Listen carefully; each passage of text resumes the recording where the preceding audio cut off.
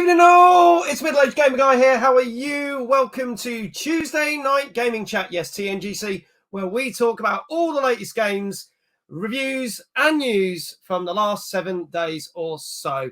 Firstly, hello to Sophie. Sophie was the first one here, and she's already said and put her bets down that game number 2 is going to be an 8 out of 10. So we will have to see, Sophie, if it is or not, because if you get it correct, you will get a shout out. Sakura, hello. How are you? Great to see you. Again, thank you for the raid last week. Greatly appreciated it. Good to see you. Thank you for tuning in. So we are going to talk about numerous games, including Floppy Knights, Pac-Man Museum Plus, Rollerchampions, Moolander, Kao The Kangeroo, Sniper Elite 5, Apex Legends Mobile, yes, the mobile version, Arma Regforger, My Time At Sandrock, and Arcade Spirits, the new challenges, along with a load of tons of news. And to help me do that is the co-host that knows the most, and he's probably still playing Elden Ring. Please welcome Mr. Davy Jones. How you doing, mate? You all right? I am good. How are you? I'm very well, thank you. And am I correct? Yes, I did beat the final boss, but I just haven't rolled the credits yet.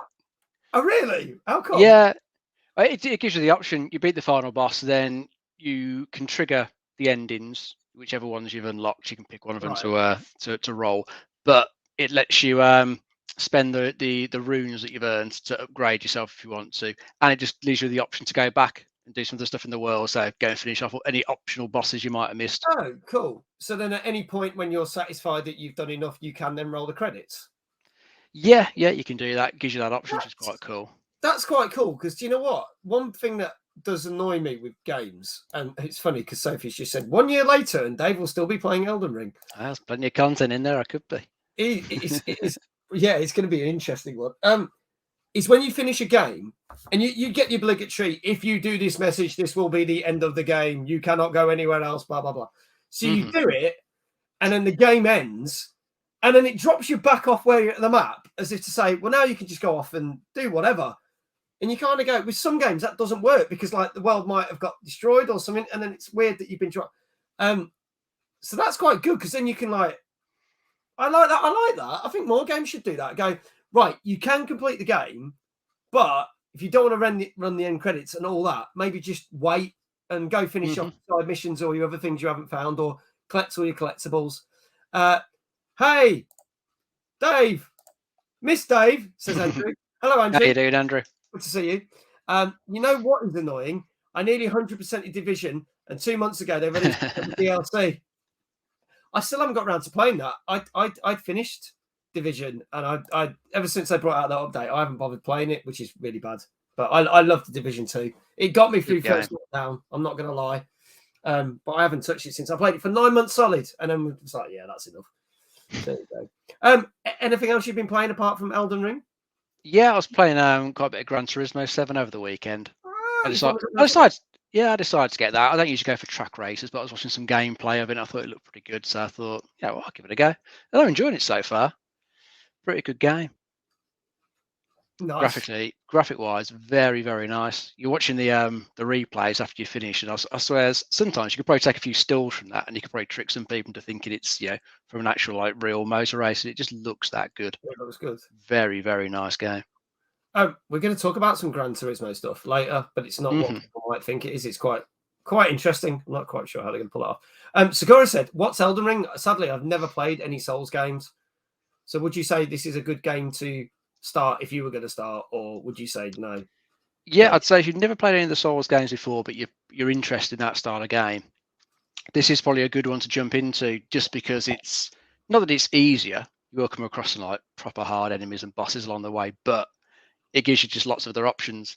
There are bosses you can skip your way around. It's like you don't have to go and do the first couple in Stormvale Castle. You can find a secret route, skip you around there to the next area if you want. Go and go to fight some other enemies, level up, then come back and take on the castle. It just gives you lots of options. Whereas with the Dark Souls games, you probably hit a point where you're kind of roadblocked at that point until you can beat the boss. You can't go any further. This one just feels like you've got a lot more options. You can go somewhere else and do something completely different for ages and then come back to what was blocking you. See, because Sakura says, played a lot of Souls-like games, but never its namesake. Then this might be right up your street then, Sakura. You might want to give it a try. Recommend Well it. worth a look. I've Definitely recommend it. not got the patience for those type of games. So God help me if I ever do play that. Sophie said, why the fuck are they still releasing Division 1 shit? Because it's Ubisoft. And then Andrew says, oh, and hi, Mag 2. Hi. Let's have you here. Can't forget you, can we? Yeah, Prince says, no guest. No, we have got a guest. That confused you, didn't you? Because I said no. We haven't got a guest. We've just not brought her in yet. He's impatient, isn't he? Discussing the wonders of Gran Turismo and Elden Ring with Dave. So there you go. Quality games. Yeah, quality games, of which none I have played. Lyco is great. Hello, how are you? Good to see you. Ubisoft, give me your money. There you go. Late as always then, I see, Mag. You're right. You're late. Yes, because if you're at the start of the show, then you would have seen Dave's intro. But now we're getting to that bit. So you're correct, Prince. You are late. There you go. I'll get my own back on him for once. I like my Mag times. I have to get my head around your new schedule soon. Yes, whole new schedule coming just to really confuse everyone. After a year and a half of everybody knowing when I'm on all the time, every time, I'm changing it after this bank holiday, and it's going to change over the course of the next couple of weeks. So it's going to throw everybody out, but it will be for the better. So there they are. I am mad at Sony at the moment. Why are you bad? Cheeky bastard. I tried to miss the boring bit. You call him Dave boring? I think that's out of order. Terrible. It's terrible. Not rude. No, for that, Dave. Should have joined near midnight then. Coming into the end of the show. Well, should we bring our guest in then? I think we should. Right. So this lovely lady I met literally, it actually seems like long, and I don't mean this in a bad way, but it seems like it was only like 2 months ago at OLL, which is the One Life Left convention, which was at Norwich. As you know, we had James and Al, who were on the show a couple of weeks prior to that show, and they were advertising the show. So I went along. It was a great show. And Raye had won a competition off one of James's streams. And the first day we were there, he said, oh, you might need to meet Raye. I'll introduce you. Then the funny thing was, we were talking to Al. And while that was going on, Raye and Sakura, who are in the chat, were interviewing James. So we are both standing behind each other and don't realise that we are both there, right? This is how funny it is. And then the next day, we finally met. And we met and had a wonderful chat. And we were standing by the main stage and chatting for ages. And it was only then did we realise when we went through some of the photos, we were like, so we were standing behind each other and didn't even realise. And ever since then, we've been chatting, and she's absolutely wonderful, and she does some fantastic streams. So please welcome this week's guest, the wonderful, the very cutesy Raye Shan. Hi. How are you? Thank you for having me. I'm good. How are you? I am very good. I think it's, oh, bless you. You didn't have to do that. You've just subscribed for your second all the love and hype. Thank you for having me. You didn't have to subscribe because you're a guest. Oh, well, I can't help myself. I know. Thank you. Can I get a shout out for, what do you know? Was last playing Genshin Impact. Look at that. Ancient's on the case. Thank you, Ancient. Andrew says, I need to pre-plan. I'm excited to see you grow. I'm not going to grow that way because everyone knows I'm a lot shorter in real life. So, but yeah, as a streamer. There you go. And can I, and sub hype in the chat as well. Sophie, thank you so much. So if you are not already following, please give Raye tell us about your streams, and then we'll talk about the games you play and things. So talk about. Well, you can probably tell from my backdrop. I like cute stuff. I'm quite wholesome. My channel is someone actually called it PG-13 once, and I was like, well, some moments aren't. But generally, it's quite a chill place. And as you could probably tell, I'm a big anime, manga, game fan. And I'm just really enthusiastic with what I do, and I have a real sense of community. So anyone who comes in my chat, I'm quite engaging. I like to make sure everyone's comfortable, and we generally just have a lovely time. I'm a variety streamer, so I play lots of different games, but I do emphasize on JRPGs and indies, and obviously Genshin is a massive hole that I fell into because of my moderator Sakura's like, who's in the chat, and it's his fault. So yeah, that's generally what my channel's about. But I've been affiliate now for just over 2 years. And slowly growing the channel, but it's just lovely meeting people. This is what I love the most about Twitch, is meeting people like you guys. Yeah, it's funny. Andrew just said wholesome. and you're on here. Did Matt not warn you? I had a little warning, maybe. Sophie's like, fuck the streams. I want the plushies. Also, hey, lovely. Also, hi. Hi. There you Yeah, go. everyone says this. They want the plushies. So Everyone wants the plushies. Yes. Mag, you need to take some tips backstage. I know. We actually said before the show, 73 shows Dave and me have done. 73. And we think Raye has by far got the best backdrop and studio out of all our guests ever. And hopefully you would all agree. And she says, I have just followed and everyone should do. Otherwise, I'll be coming around your houses and pooping in your garden. Thank you, Ancient. For the roses. Yeah. Sakura says, yes, hey, I introduced you to fall down the hole. So it's all the Genshin hole was his fault. Yeah. Oh, dear. The problem is now I pull other people into the hole. This is the issue. Once someone gets you in the hole, you end up being recruited if they get other people in the Genshin hole. Oh, God. Never ending. One of our other guests who we had on last year is a big Genshin Impact fan, and he's going to be on the show in a couple of months. And it's the King of Taku. He's based in Canada. He was called King of Queens originally, but he's changed his name recently, and he's a friend of Professor Stork. If Dave will remember who Professor Stork is. So he's back on the show, but he loves Genshin Impact. I know lots of people do. I have never played it. So, do you know what? I've got to see what Lyco's saying, because it's saying, I'm just going to go back to his comments. So, it says, I lost all my PS4 game saves on my PS5 because none of them backed up to my cloud storage. So that's annoying. And then says, then Sony customer support tells me that PS4 games don't back up their saves on PS5. I did not know that. I didn't know that. Is a bit rubbish. Anybody else got any suggestions to help Lyco?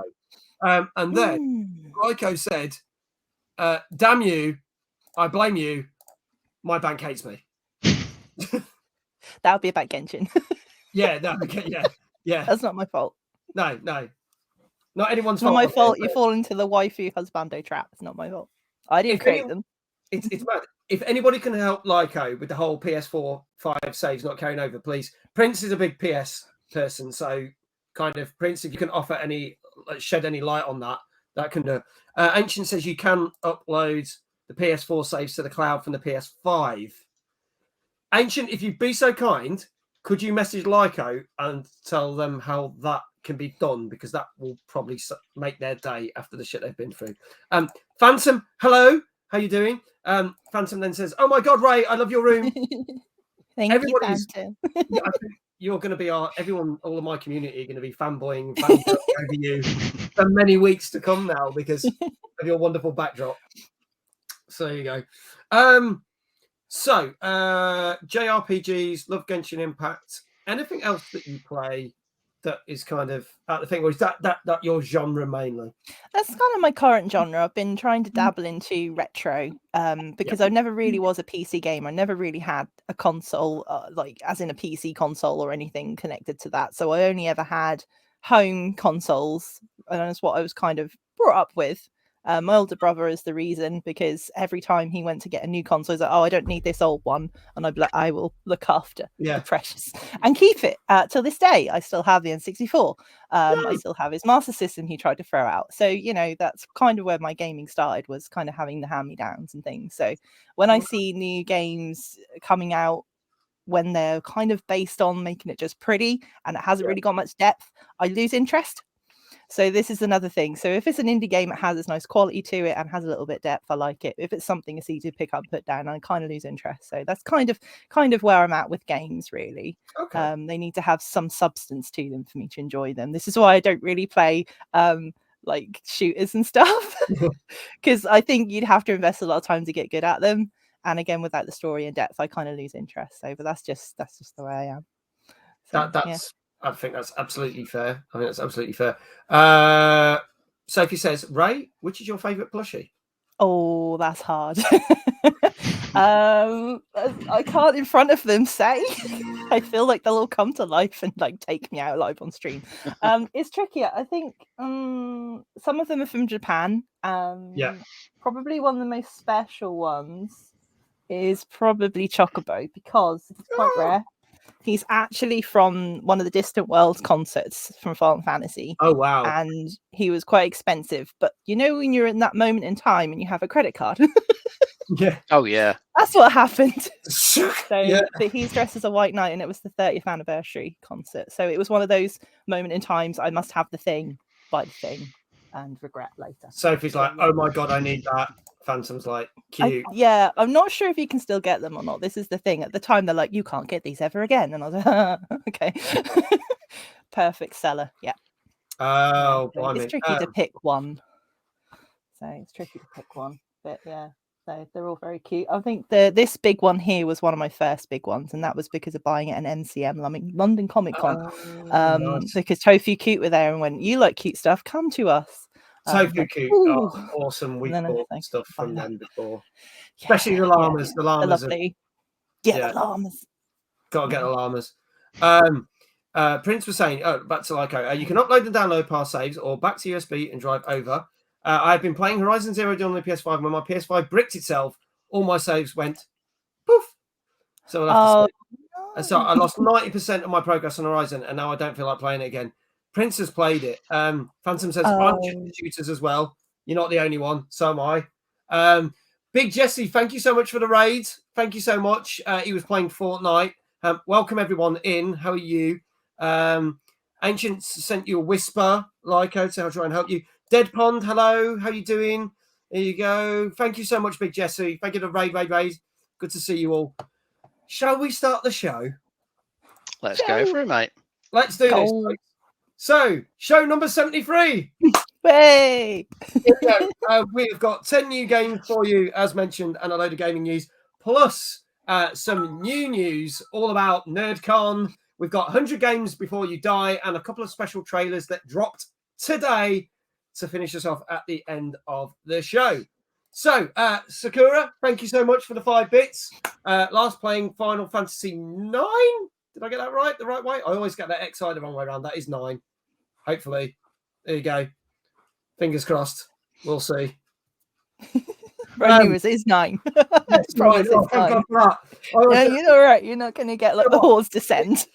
It's one of those things. I always feel like I'm absolutely slagging off Final Fantasy when I get the numerals wrong. It's like the biggest diss. Like, I've got nothing against Final Fantasy, but I feel like every time I get the numerals wrong, I'm just basically insulting hundreds of thousands of people. So there you go.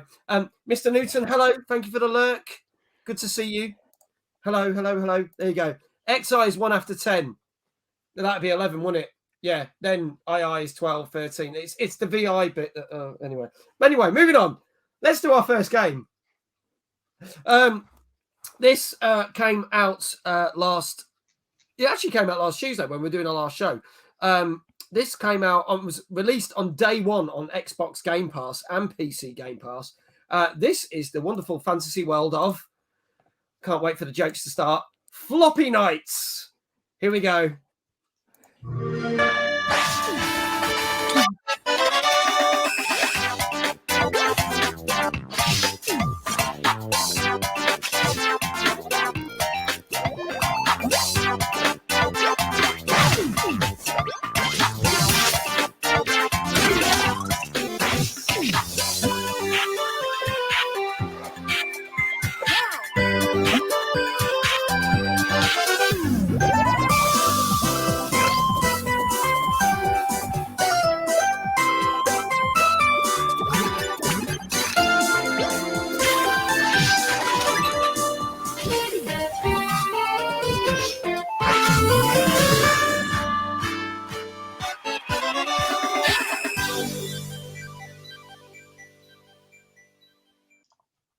Folks, Floppy Knights. And before we do that, I have to mention that, bless him, he did kind of go cough, cough. Hashtag just saying.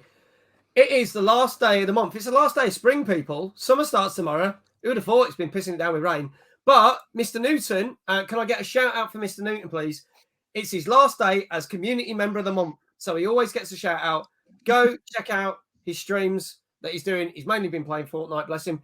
And he got to affiliate in 2 weeks, which is really cool. So if you're not following him, please do. He was on our show last week, and he's a great guy, and we do lots of stuff. And after the bank holiday, you will get to vote for our next community member of the month who won a prize. and you'll find out what that is. So go check out our Discord for more info. So there you go. Congratulations, Mr. Newson. There you go. So yeah, this Floppy Knights looks rather nice and cute, doesn't it? It's all that sort of thing. But then when you look at it, you kind of go, looks like a turn-based combat game to me. And we've had a few of these dished out in the last few months. Certainly have. So, but not just turn-based combat. It's got added deck building in there as well. So if you like your card deck builders, so we're getting best of both worlds. Turn-based combat with card battlers. Two of the things that you and me don't really like on this show. No, not interested in it at all. I looked at some gameplay earlier. It just kind of bored me. I was just looking at it. The graphic style's okay, sort of simple, cute, cartoony style graphics, but I'm just not much of a fan of the whole turn-based strategy card battler combo. I just look at it and it just doesn't really grab me at all. So I know it's what I'm going to skip. But I can imagine, if you like the games, it's probably going to be, pretty good and you want to play it. But for people like me, no, not interested. See, funny enough, Prince was too busy slagging off Mr. Newton because he plays Fortnite. Says, Mr. Chamberlain, can we replay it, Mag? For you, not a chance. Raye, your thoughts? Again, with Dave, I don't tend to play turn-based games. It's not something I've ever really got into. I have tried in the past with, again, a lot of JRPG turn-based ones. Like there was a game called Valkyrie Profile Samaria, I think. A really old game. Okay. And that was kind of like, it was RPG, but it was, again, turn-based. It was grid system. So you had to kind of decide where to go before you hit them. And I was just like, no, I just want to hit them in the face. And this is the thing, I think, with a lot of the card type games where it is very much strat. But I think for anyone who likes that sort of game, again, as Dave said, it looks gorgeous. It looks gorgeous. I think the devs also did Garden Story. Is that right? I think they did a game called Garden Story. Rose City Games, I think, are who have made this one. So the style looks gorgeous. So anyone, I think, would probably make the most of it on something like the Switch, where you can pick it up, play a little bit on your commute, then put it down and go off and do something else. But yeah, for me, it's not something I would play, but I can see why it would hook a lot of people into playing it because it seems to have a bit of a pull, not just for the design, but probably the gameplay as well. Prince is now gone. How can I make an informed and unbiased decision without seeing it? Fuck, I'll default to 7 and unsub then. Fuck's sake. But if you get the score right, you'll get a shout out. And you could just go and find the trailer himself on YouTube. He hasn't got to rely on you. Yeah, you haven't got to rely on us. And besides, I only play it once because otherwise we'd be here for days. Oh, could you play that trailer again? Could you play that trailer again? No. Yeah, this doesn't interest me either, unfortunately. It's not my kind of thing, but it could be good. It could be good. I don't know. So what we do here, folks, if you've not watched the show before, is we don't technically review the games ourselves, even though we're probably more qualified than some of the games reviewers out there these days. But what we do is get all the average scores from the internet and beyond and kind of get a score. It may be accurate. It may not. You may agree with it. You may not. But the fun bit is, if you guess it right, what the internet says, we will give you a shout out. So chat, guess what Floppy Knights out on Xbox and PC and on Game Pass, you can play it for free if you want, which came out last Tuesday. Get your scores in now. If you are correct, you will get a shout out. Dave, what say you? I'm going to try an 8. I bet it's quite popular with the people who like this sort of game. So I bet it might score high. Okay. Score has gone for 3.4. It's either full numbers or halves, just so you know. Just so you know. So if you want a 3.5, gladly accept that. 3.4 might just crash the stream. Just warning you. Just warning you now. Raye, what do you reckon? I'm going to go with a 6. I'm going to have to go with a 6. Okay. I was thinking 7 because of the style, but again, I think if you are a fan of maybe of the studio, you're probably more looking at a 7 or an 8. Okay. Prince has now gone, oh, not even that. I'll fucking ban you. You're all stealing my 7s because Phantom says 7, Ancient says 7, Andrew says 7.5. Sophie's gone for a 5. Scott's gone for 3.5. And Lyco's gone for a 7. It's going to be a lot of shout outs if it is 7. Ancient has now started spamming 7 in the chat. Which doesn't help me because then I won't be able to remember who got it right if it is 7. Oh, well. You can stop now, Ancient. Thank you. Well, hint everyone, if Sophie chose 5, it isn't a 5. Well, yeah. But Sophie did say that the second game's going to get an 8, so we'll see if she's right. So I can tell you that this got... Dave got it right. He got an 8 out of 10. Ah. So there you go. 8 out of 10. I don't think anybody else said 8. And because Dave... I think it was just me. Yeah, so we'll give I Dave a don't shout know. out. Hang on. Dave!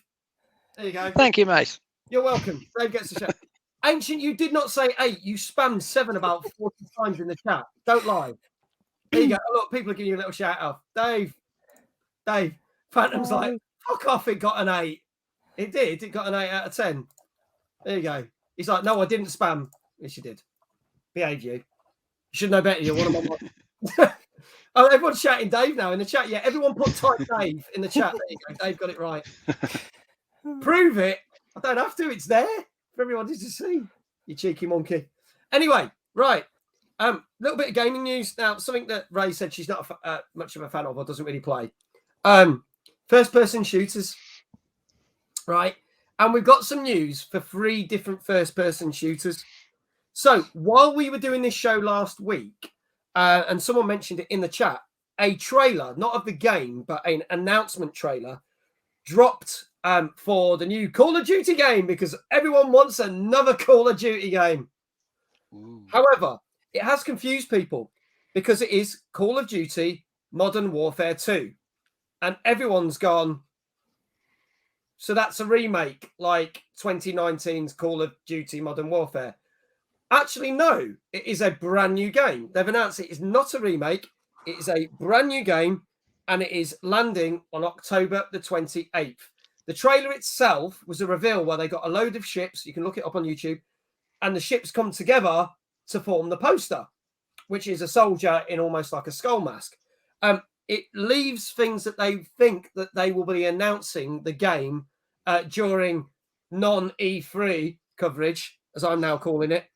So look out next week during my 4 days of streams of non-E3 coverage. It's going to be so terrible that I keep saying that. And you will see that there will probably be a reveal for all you Call of Duty fans.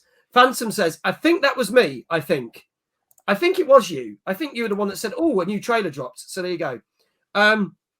Sophie, congratulations. She's just got 100% achievements on Dishonored 2. Well done. So stay tuned for that. In terms of its competitor, Battlefield 2042, they announced this week that they're winding down one of their game modes, which is called Hazard Zone. Apparently, it had numerous bugs and problems, just like the game itself. And what they've said is it will still be in the game. They've just got it to a point where they're not going to longer support it because they're going to concentrate on other modes that are a lot more popular. Let me know in the chat if you play Hazard Zone, but they're basically saying it's kind of fixed. It works. We're leaving it here. That's it. So pretty much what they did with Thingy for a while with Sea of Thieves and then just left it. And until they basically went, yeah, we're not having this anymore and just removed it. And the final one is Apex Legends. And we will be talking about the new version of Apex Legends a little bit later on. Apparently, there's a huge cheat option if you play on Xbox Series X for Apex. They did give up, Sakura. I agree. They gave up. And what happened is there's a way that you can drop out the game, which basically throws the game in a glitch, which means you can kind of win the game by basically just disconnecting if you're losing. And this is only on Series X. I know this is totally messed up. So many people got wind of this and have been using it.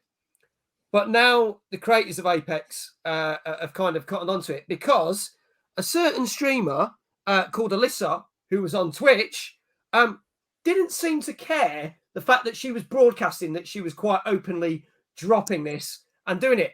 And when members of her community pointed out that this was unfair and giving disadvantage, she didn't seem bothered. She was probably then bothered when Xbox slapped her with a 10,000 minute ban.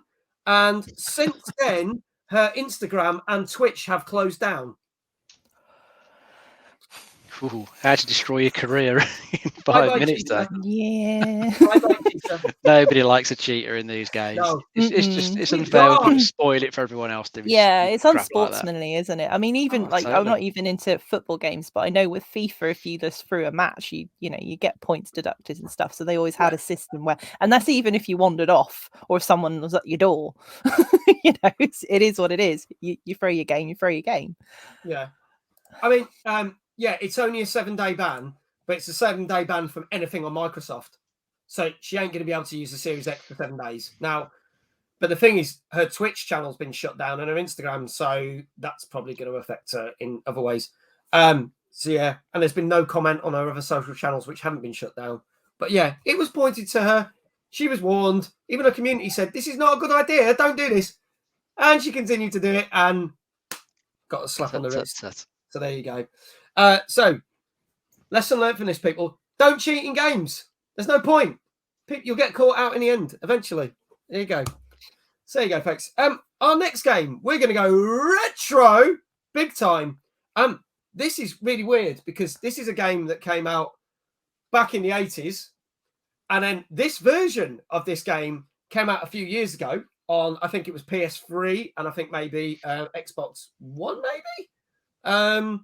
Or maybe Xbox 360. And now they've revamped the version of this game that has numerous games because they've added even more games. This is going to get confusing, people. This is Pac-Man Museum Plus. This came out last Friday, is on PC, Xbox One, PS4, and Nintendo Switch. Have a look at this for retro.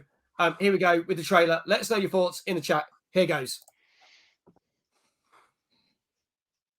Peggy 3.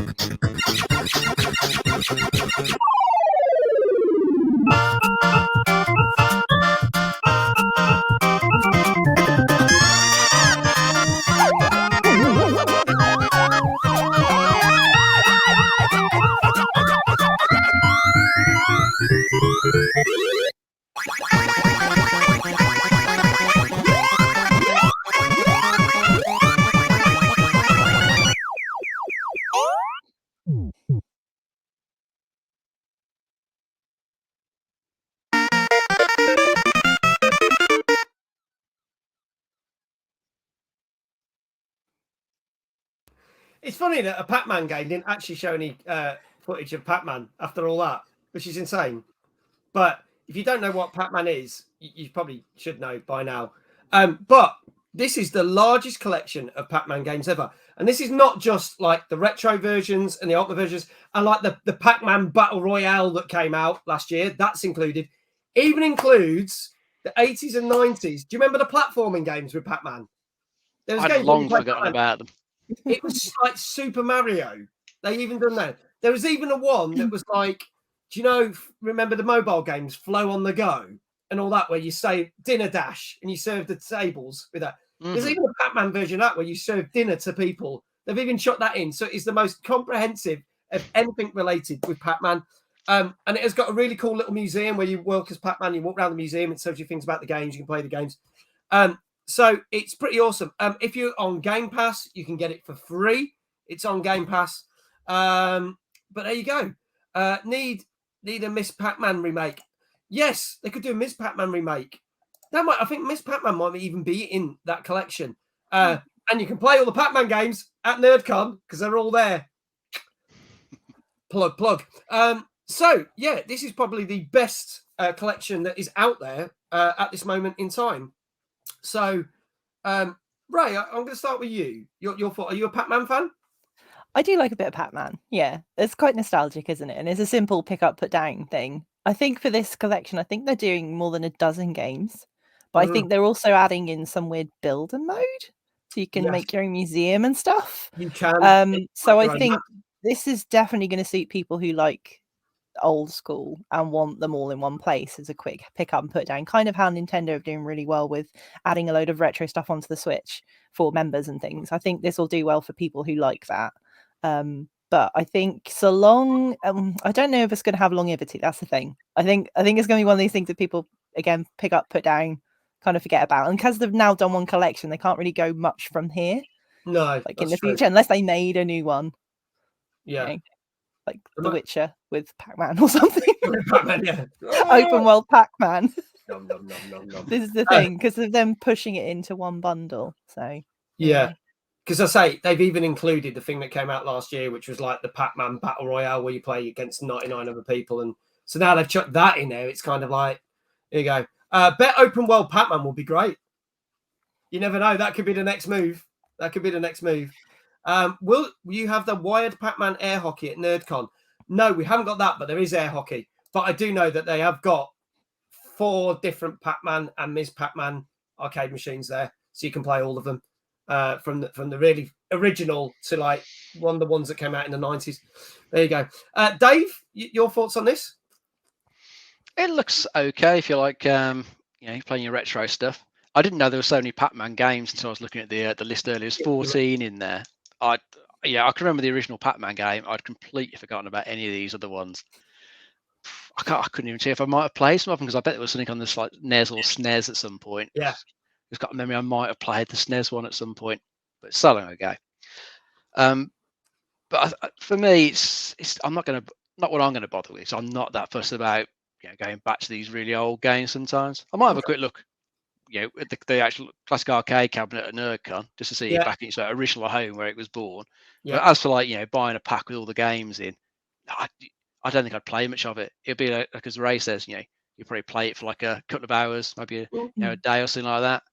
Some of them have got multiplayer, so you might get a bit more longevity playing it with the family, but then it'll probably get forgotten about, left to gather dust, with your collection in the cupboard somewhere, and you won't look at it again. That makes me sad. Until they bring out Pac-Man Museum Plus on the PS6 and the Xbox X/1X/360. That's it. Throw a bit of ray tracing in. Sell it. Yeah. Just shut up. Ray tracing. Yay. 8K. Woo. Yeah. Okay. So some people have already started getting scores in. Middle, if you try it and give it a good review, I'll try it. I actually will try this because it's on Game Pass. It landed last Friday. I'm going to give it a go. Whether I stream it or not, I don't know. I am very tempted. To set it as one of the game challenges that we haven't announced at NerdCon for someone to win something, because it would be very easy to do. Like, how many points can you get in 4 minutes and have a couple of people on stage? So I'm very tempted now that I can get my hands on that. But I will let you know. Sophie. Ancient says 8.5. We know that Sophie's score is going to be an 8. Prince says 8.5. Reviewers will give it a 7.5, I bet. Okay. What else we got? Will there be air hockey contest? Not that I know of, but there's air hockey to play. It'd be a bit difficult because we'd be on the main stage and it's in a different room. So it might be a bit tricky, but we'll see. Phantom says 7. Sakura says 9. Dave? No, actually, start with Raye. Sorry. Raye, what do you reckon? Kind of 8 on the verge of 9, because again, I think if it appeals to people who want it all in one place. But as I say, they've got that little builder thing, so that's quite nostalgic. But again, who are you going to really show it to? I've built a museum, look. They're like, what?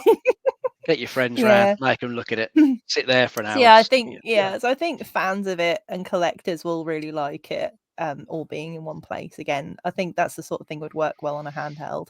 But otherwise, as Dave was saying, I think that Pac-Man is nostalgia. So I like seeing the proper tables and the arcade machines and everything for playing with an actual joypad. Which would have been nice if they actually did that as a collection with a joystick or something. That would have been pretty cool. Cool. With the original so an 8 for me. Okay, an 8 for you. And Dave? I'm going to try 7.5. 7.5. Okay. So I can tell you that Pac-Man Museum Plus, which came out on PC, Xbox One, PS4, and Nintendo Switch, and is free on Game Pass again, last Friday, gets a 7 out of 10. Oh. So there you go, 7 out of 10. So can Phantom have a shout out? And I think that was it. Phantom gets a shout out. So can we have a shout out for Phantom, please? Andrew's like, damn it. He was that close. He was that close. There you go. There you go. Waiting for a shout out. All right, is it going to happen? Somebody give Phantom a shout out, please. I think you have to do it One yourself, away mate. from my score, then I got a 7. Doesn't count, Sophie. It's very close, but there you go. Thank you, Ancient. There you go. Thank you. Why were you shouting out Prince Hazard? He didn't get it right, did he? What? Jesus. See what I was saying about some of my mods, Ray? I was saying earlier. There you go. Prince just, he always says 7. Did he? Oh, that's I think he said 8.5, didn't he, for this one? 8.5 though, dude. Plus, he told me to. Well, then if he gets the next one right, he doesn't get the shout out. So he's basically got a shout out. He said 8.5. Exactly. Thank you, Sophie. So there you go. Oh, God, the chaos of this chat is insane. But there we go. Anyway, let's talk about some rumours. So there is a big tech company who study, and you've got to take this story with a pinch of salt because it is rumours. They said, we study how long it is before a console has so much longevity until the next version of it. So not next, like saying jumping from PS4 to PS5, but say how long it is before the PS4 becomes the PS4 Pro, for example, or the Xbox One became the Xbox One X, etc.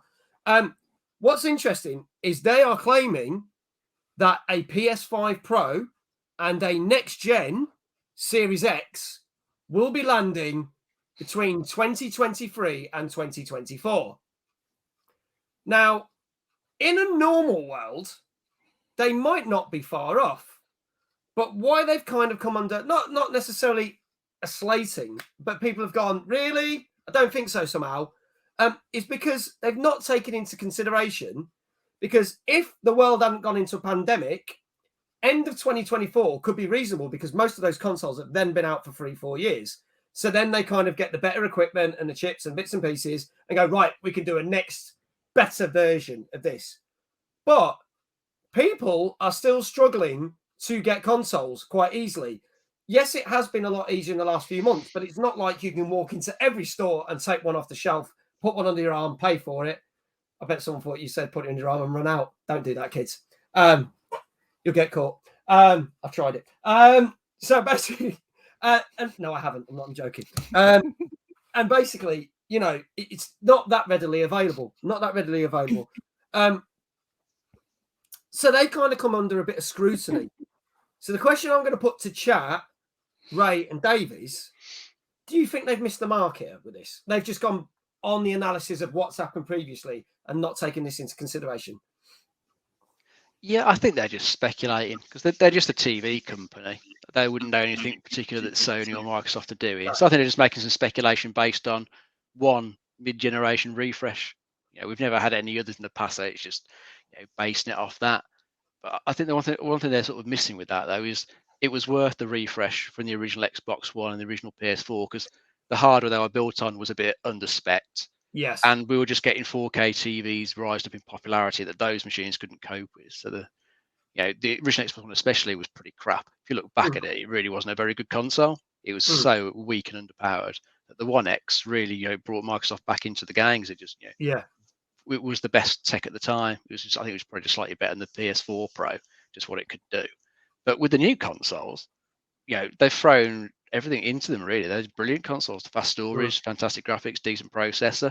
I don't really see what they could really add to like pro versions to make them as appealing as the previous ones were. Because you could improve the graphics and the CPU in them. Probably couldn't really improve the storage because they've got the nice fast storage already. But then if you're just improving CPU, GPU, your games might just look a little bit better. It'd be like if you look on PC, you know, you've got mid-range PCs, high-range PCs. It's just slight differences in the graphics. Yeah. It's not going to be a huge difference, I think. So I can't really see them doing it this time. I don't really think they've got the need. Plus, we're still waiting for everyone to get them. That's still Yeah. going to take a while because of component shortage. And we really haven't seen that many games taking advantage of them.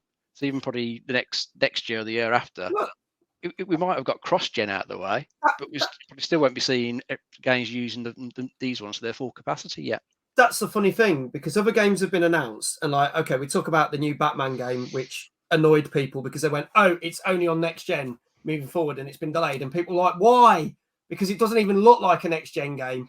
So there's only a few games that have really kind of scraped the surface. I mean, Raye, do you agree with Dave? It just seems a bit silly to start saying, oh, well, we reckon this is what's going to happen. I think it's tricky. I think everyone can make their expectations, but we're also in like a global pandemic, and there's a huge chip shortage, and it's all about demand, and they haven't been able to push around the consoles enough as it is.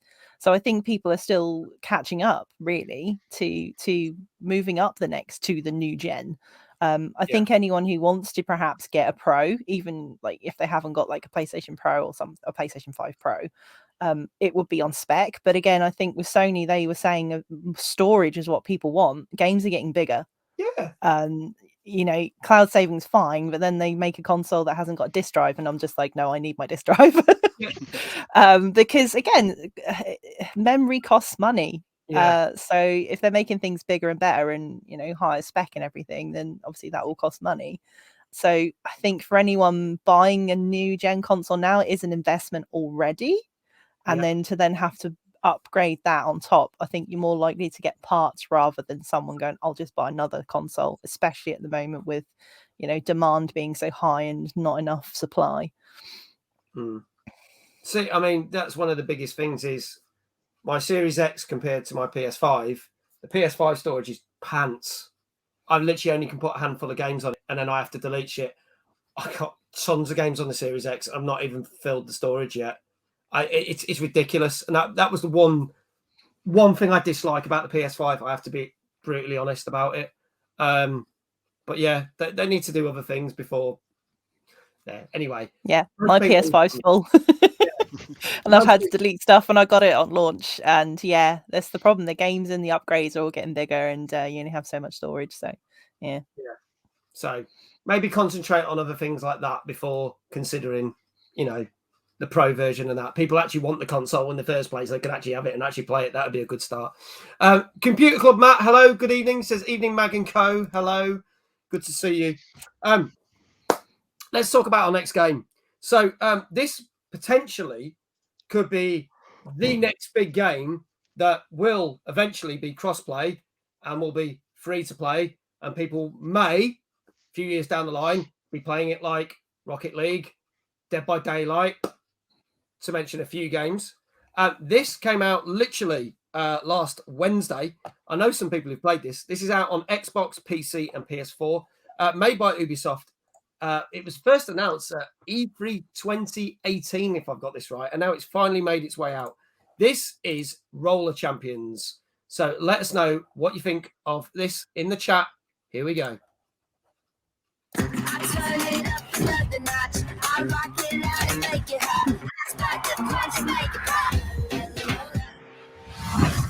The biggest arenas, the hottest matches, everyone chanting your name. It wasn't always like this. That's when it hit me. The pain, yeah, but mostly the fact that I couldn't do it alone. I needed a team, people I could rely on, friends to watch my back. Together, we could make it to the top.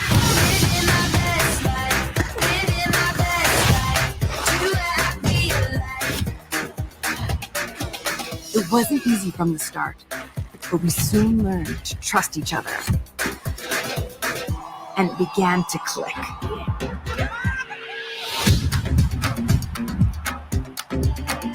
Our opponents were getting better, but so were we.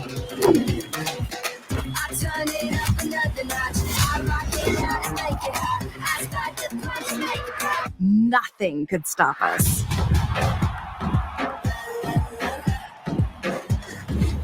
The fans loved us, and the other teams too. They just showed it in a more impactful way. But we always got back up.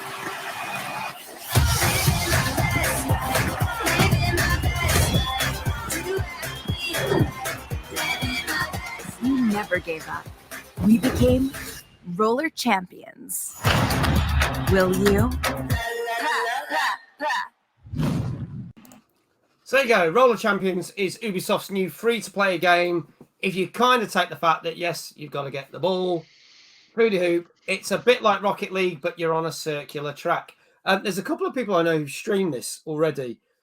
I'm not going to tell you what they thought of it until I've spoken to Dave and Raye, because I don't want to kind of... Sakura's already like, it's going to be full of Ubi, give me your money situations. I don't like, said Andrew, not at all. No game has trust. There you go. Yuck already. -10 score for this. £99 for Currency that will get you a new colour. Currency, I think. Oh, yeah, for your skate left from where your left wheel on your left. Oh, dear. Prince says 8.5. Ancient says 8.5. You see a correlation there? Mm-hmm. You can, can't you? Yeah. You might want to split them up. You might want to split that up. Get a 4.25 each. So, yeah, Dave, I'll start with you.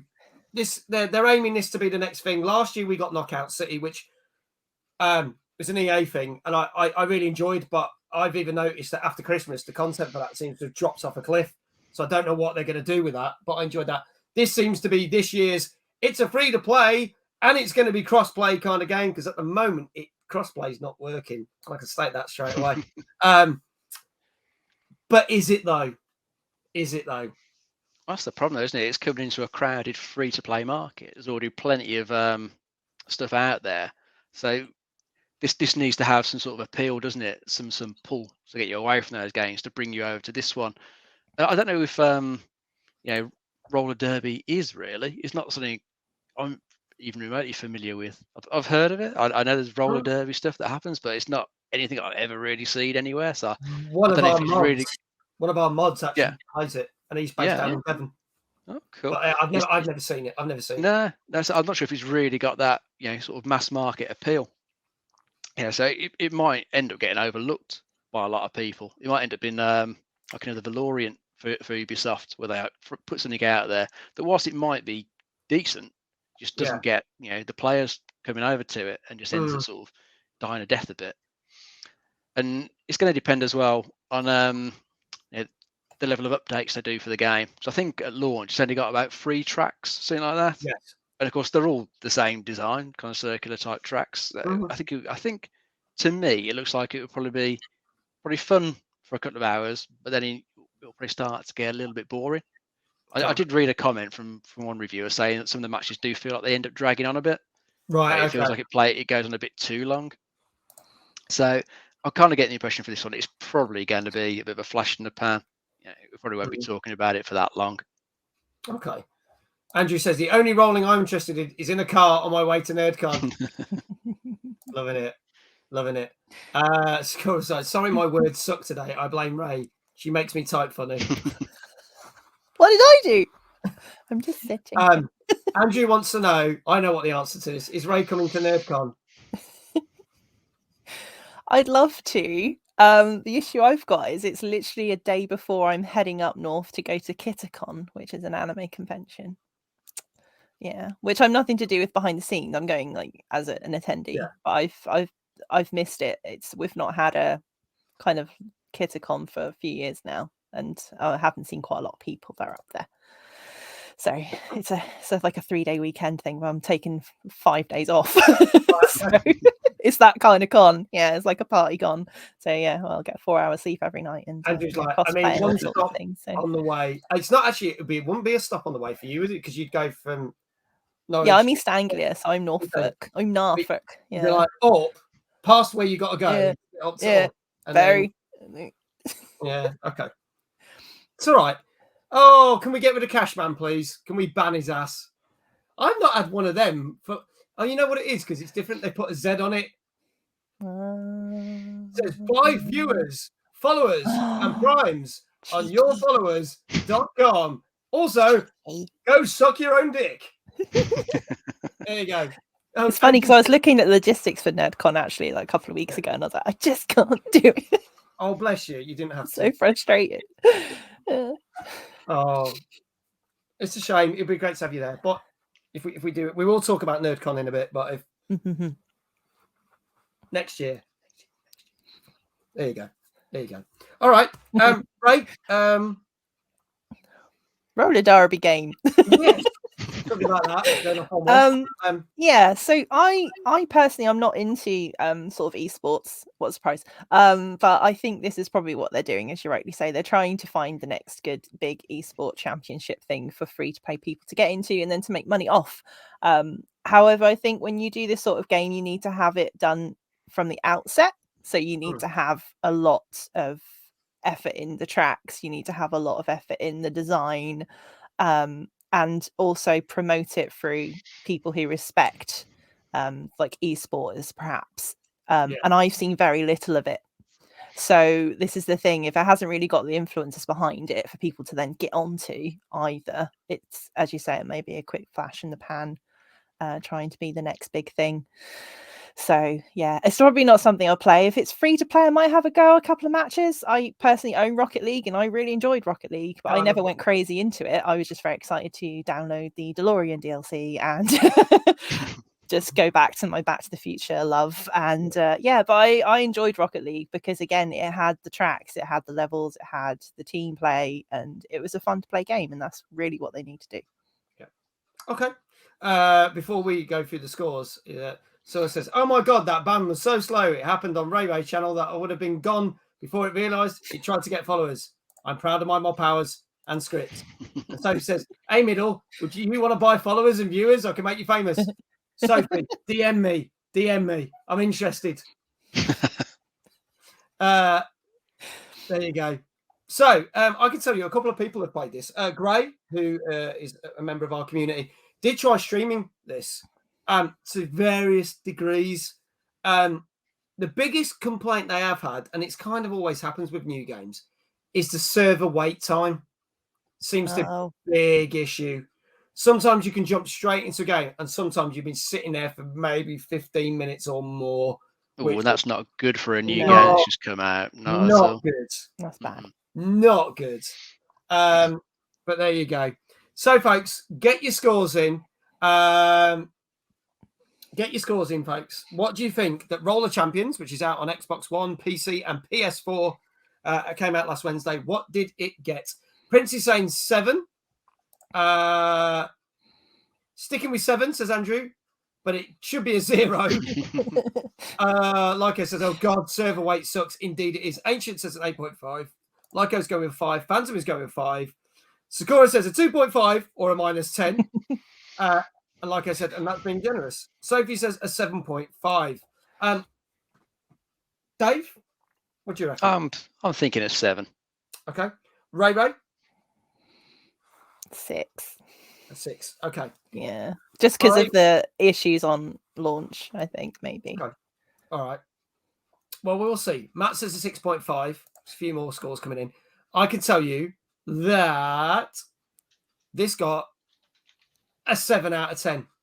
Oh. So not as bad as you think, but not bad for a start. So Prince got a shout out earlier. He doesn't get a shout out now because Ancient messed it up. But you did get a shout out earlier for putting a different score. So congratulations, Prince, for getting it right. You get something that you've already had. There you go. Anybody else say 7? I don't think they did. No, they didn't. First one in a while. Oh, did Andrew get it right? Where's Andrew? Andrew? Did Andrew get it right?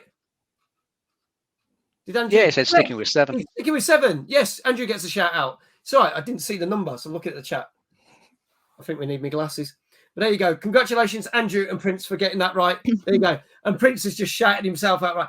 Ancient, you can't put the score after we've told you just so you get a shout out. It doesn't work like that. See, Sakura, this is what my mods are like. This is what, not all of my mods, but some of my mods. You see what I have to put up with. This is just, there you go. Thank you, Prince, for doing a shout out for Andrew. Greatly appreciate it. There you go. So you go. Oh, dear. You lot did a death of me. Any Marvel fans here? Say I in the chat or raise your hand if you're on the camera. Okay. Did any of you, this is fairly old news. I say old news because it was literally at the day after we did our last show. Anybody know that they were planning to do a Marvel MMORPG game. Yeah. Yeah, I saw it in the news, but yeah. Did anybody realise that there's been no footage of it or any information about it? And would it come to any surprise that it's actually already just been cancelled in the last 7 days? Woo! So, if Oh, any well. of you that are out there looking forward to a Marvel MMORPG, it's not happening. It's been cancelled. EG7, who are behind it, have said it's been axed, unfortunately. Now, the question that's led to here is it because the fact that everybody knows that the Marvel Avengers game from a couple of years ago was, even though EG7 had nothing to do with the development of that, was an absolute failure. And it's still, to this day, Square Enix have announced that it's just a failure. Avengers, which came out last year, did fare better, especially with the critics, but it didn't sell, unfortunately. But it's still a decent game. So do you think they've just gone, so even if they bring a good game out, it's not going to work? Andrew's like, oh, for fuck's sake, you got me all excited. I know it's not happening, mate. Sorry. The next game we do know is Marvel's Midnight Suns, which is due out sometime next year. Again, we don't know a lot about that, but we might see it in the non-E3 coverage next week. So we'll have to see. But what are your thoughts? Dave, Ray, chat, let us know what your thoughts are, why this might have got cancelled. It might not have been, actually that great. They might have been building something, then play testing it, showing it off to the publishers, and they might have just been looking at it thinking, it's not actually coming together. Before we would throw too much more money at it, let's just stuff it off. There might well be a bit of a stink from the Marvel Avengers game as well, hanging around the air, because people will probably end up comparing it to that to some degree, because probably it would end up as some sort of free to play model behind it. Because I don't really think you can do an MMO with a subscription these days. That model's done and dusted. It's got to be free to play. Then you're going to pay for part of it. So people might get put off because of that as well. And there's other MMOs out there that I think are still pretty popular. So again, you've got to pull people from those onto this game. But that's not necessarily easy. People living like Final Fantasy 14, that's like hugely popular. Yeah. You've got stuff like Elder Scrolls Online, hugely popular. That's got another update coming out very soon as well, isn't it? So these games are still going strong. So would this be able to pull people off those to it to make the money back? Perhaps they thought from what they had, it just wasn't coming together. Better to can it off before they spend too much more money. Sophie seems to think she knows why it is. She says because no one likes Marvel. And Andrew said, Sophie, we could fall out over this. She says, I don't do DC either. Except when we went to the cinema together. I could see the new Batman film and she enjoyed that. That's the only thing she'll admit. True story. Ray? I think you can't just dangle Marvel and expect people to flock to it. But also the fact that when I read the story about it, they basically said it was money, that they didn't want to invest the money into it in smaller words, and they're going to invest it again into smaller projects. And I think we were talking quite a significant amount of money that was going to go into it. But again, just leaving it for 6 months, that is such a short time frame. You would have very little in 6 months to even go, here's a game. So yeah, it was just concept stage from what I understood. So it's not even off the ground in any way. Like an indie developer would have done more in 6 months. That's the thing. I honestly think that would be another car wreck waiting to happen in terms of a game release. It'd be terrible. Sophie said I went against my will. Yes, but you still enjoyed it. Shush you. Last time I dangled my Marvel, I nearly got arrested. As long as you don't refer to it as Captain Marvel, then that's okay. So we see. So there you go. Sophie loved the film, but she was taken against her will. That's true. So there we go. Right. We will come back to some more games and stuff in a minute. Let's do some 100 games before you die. If you're not familiar with this, we've got this wonderful little scroll of allegedly 100 games you should play before you die. We have had such games. Wait for it, Dave. I'm getting good at this. As Tetris, Angry Birds, Call of Duty 4, Another World, Far Cry 3, Asteroids, Batman Arkham Asylum, Battlefield Bad Company, Bloodborne, Borderlands 2, Assassin's Creed Origins, Spyro the Dragon, and Soul Calibur 2. But Fight Night 2 Earthbound, and Castlevania Symphony of the Night did not make the cut because no one had hardly played them. I'm going to play a trailer for a game that allegedly you are supposed to have played before you die. It's supposed to be the best game ever. If our guest, Dave, and the majority of the chat have played it, it gets scratched off on the chart. Eventually, this chart will appear on that book wall there.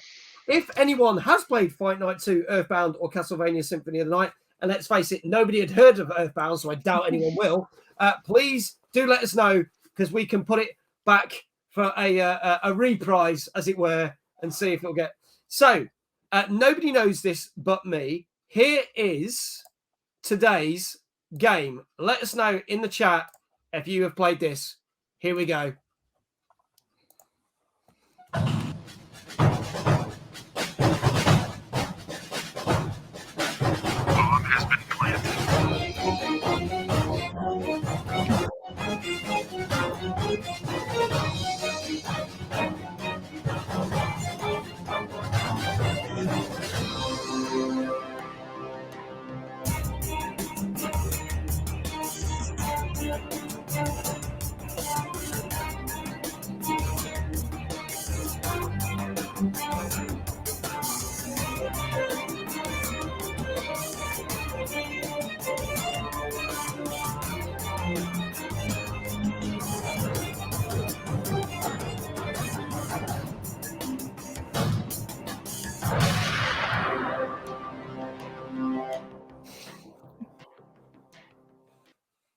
So there you go, folks. Counter-Strike Global Offensive is one of our 100 games to play before you die.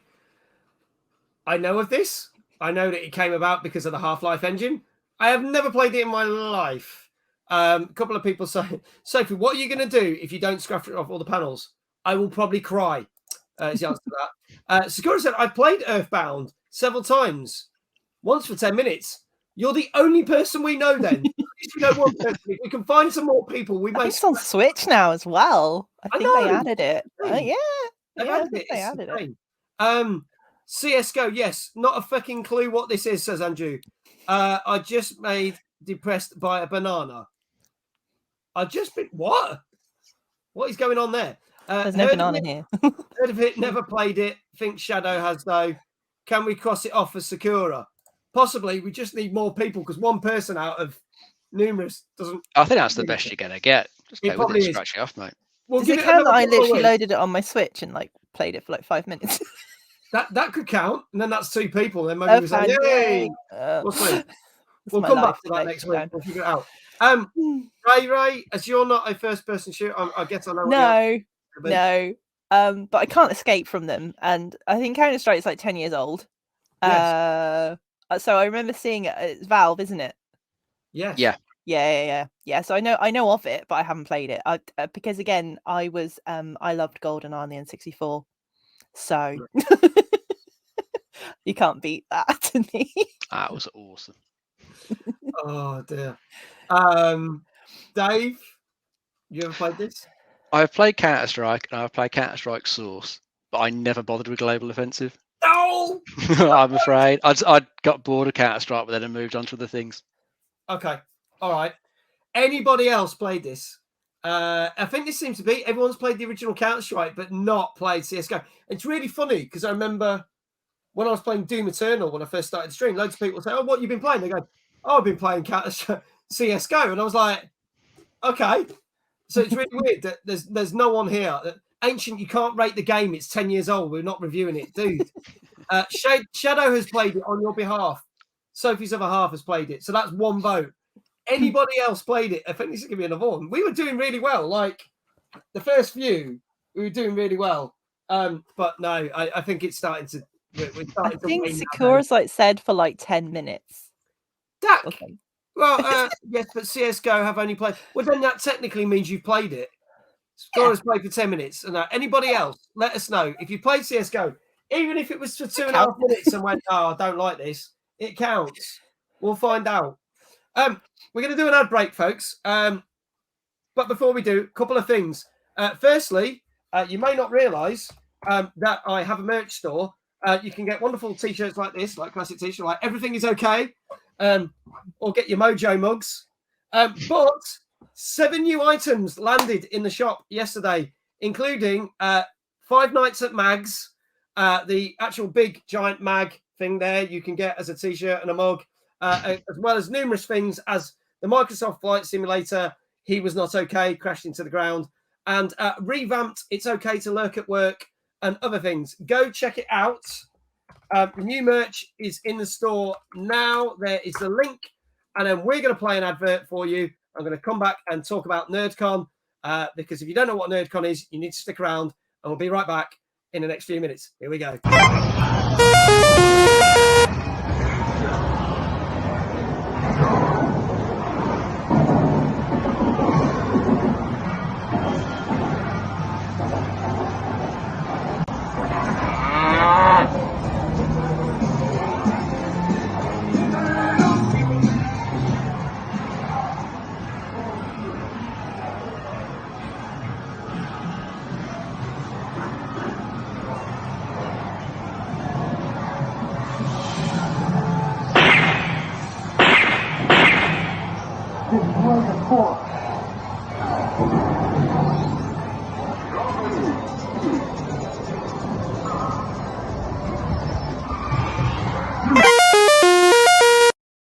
So there you go, folks. We got NerdCon, which is taking place on the 17th of August this year at the Europe's largest arcade club, which is an arcade club in Bury near Manchester. We've got over 300 classic and new arcade machines, 50 pinball machines, Nintendo Switches and Xboxes for you to play free of charge from 9 a.m. till 9 p.m. We also have a main stage, which has got gaming challenges where you can win prizes. We are playing such things as Mario Kart, Street Fighter 2, Music Racer Ultimate, Gang Beasts, and Overcooked, with 3 more game challenges to be announced where you can win prizes. We have got guest speakers such as Gary Bracey, the man responsible for licensing nearly every game that Ocean did, including RoboCop, Batman, Run the Gauntlet, WrestleMania, Jurassic Park, to name a few. We have got Paul Chicken McNally, the editor of Mega Drive magazine, PlayStation magazine, Amiga Action, talking about his life. We have Brad Burton, who is a ex-gaming journalist and my business partner in this, talking about his time on Games Master and Games World. We have got Josh Riddett, who's from Easy Crypto Hunter. Will tell you how to get your gaming PC rig, make you money. We have got other guest speakers to be announced very soon. We think we've signed some more contracts, so we hopefully will be announcing next week more things. But we are doing nerd networking, where you can get to meet lovely people you've never seen before, either on a Twitch channel or a YouTube screen, or talk to them on the end of your headset. Get to make friends. We are doing meet and greets. We are doing Brad's big debates. What's better? PlayStation versus Xbox, Amiga versus Commodore, Star Trek versus Star Wars. We're doing it all live on the stage, and you can get involved. And we are selling tickets. We are doing special tickets. We have a standard ticket for 25 quid. We have a VIP ticket, and there's only a few VIP tickets for £50. And if you're sitting there going, I can't make it, you can watch it online with our £10 online streaming ticket, and you can watch all the main stage action live as it happens, or watch it on catch-up. But we have a very special announcement for you people. Thank you to everyone who's bought tickets so far. We really appreciate it. And something we are doing, and we announced last week, is we are giving away a brand spanking new PlayStation 5 live on the stage at 7 o'clock that evening. And this is how you can win it. For all those people that have bought standard and VIP tickets, you will get entries into the competition. If you bought VIP tickets, you get double the entries. So as of this week, and if you buy your tickets this week, if you buy VIP, you will get 24 entries into the draw. If you buy standard, you will get 12. Next week, it goes down. So it will be 22 for VIP and 11 for standard. And the week after, 20 and 10. So the sooner you buy your tickets, the more entries you get. And when we do the draw at 7 p.m. live on that stage, you have got 30 seconds to claim your ticket. If you've gone to the toilet or gone to get a pint and you are not there, we will draw another name. So if you want to win a PS5, you can get your tickets now at www.nerdcon.co.uk. We are giving a brand spanking PS5 away, and we will show that on here when it gets delivered because we've ordered it and it's turning up. So stay tuned. There are other prizes you can win on the gaming challenges. We will have exhibitors as well. And we have our Gauntlet Gaming Challenge for charity, where we're raising money for a children's charity, seeing if we can keep a game of Gauntlet running for 12 hours. We have brand new game Galactoids, which is a take on a classic game made by our very own Johnny Hurst, who comes into these shows. And he's giving away copies of the game, and he's giving away some merch. And we have a Gallagher challenge, the classic game Gallagher, and our sponsors, Easy Crypto Hunter, are giving away a crypto wallet, which will have between £500 and £1,000 to the winner. So there is plenty of stuff that you can win at NerdCon. Get your tickets now. I'm running the advert, and then we'll be right back after these messages. Here we go.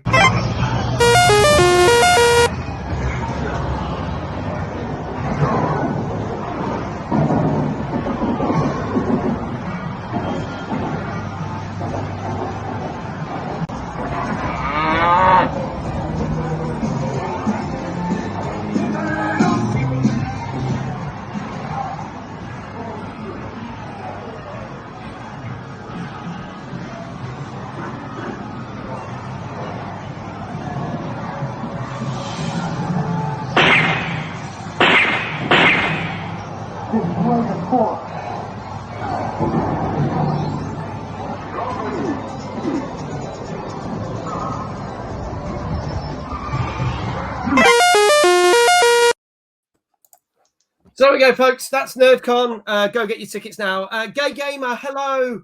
Great to see you. Gay Gamer has got his tickets. That's very true. And anyone who got the tickets before the website went live or got tickets on Eventbrite, it still counts. You get an entry because we've got all the names of the people. So don't worry. We'll look after you. If you bought your tickets, you will still be entered into the draw.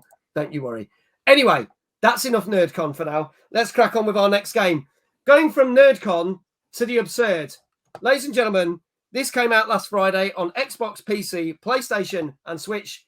This is Moolander. Let's have a look.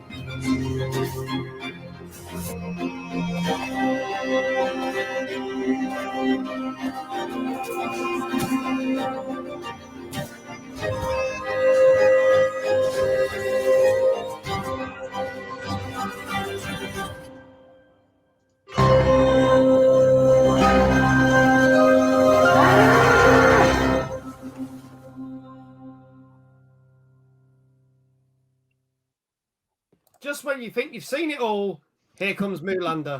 There you go. Amy, hello, welcome. Good to see you. Thank you for being here. Sakura's like, it's probing time. Moo's in space. Love it. She heard the moo and wanted to know what it was. Middle-aged Gamoo guy. This game is going to be moosive. Here come all the puns. There we go. Or he's going to get mad cow disease. Oh, my life. Here we go. So, yeah, this is not to be confused with the mobile game that was also called Moolander, which came out a couple of years ago. This is a completely different game. out on pretty much everything.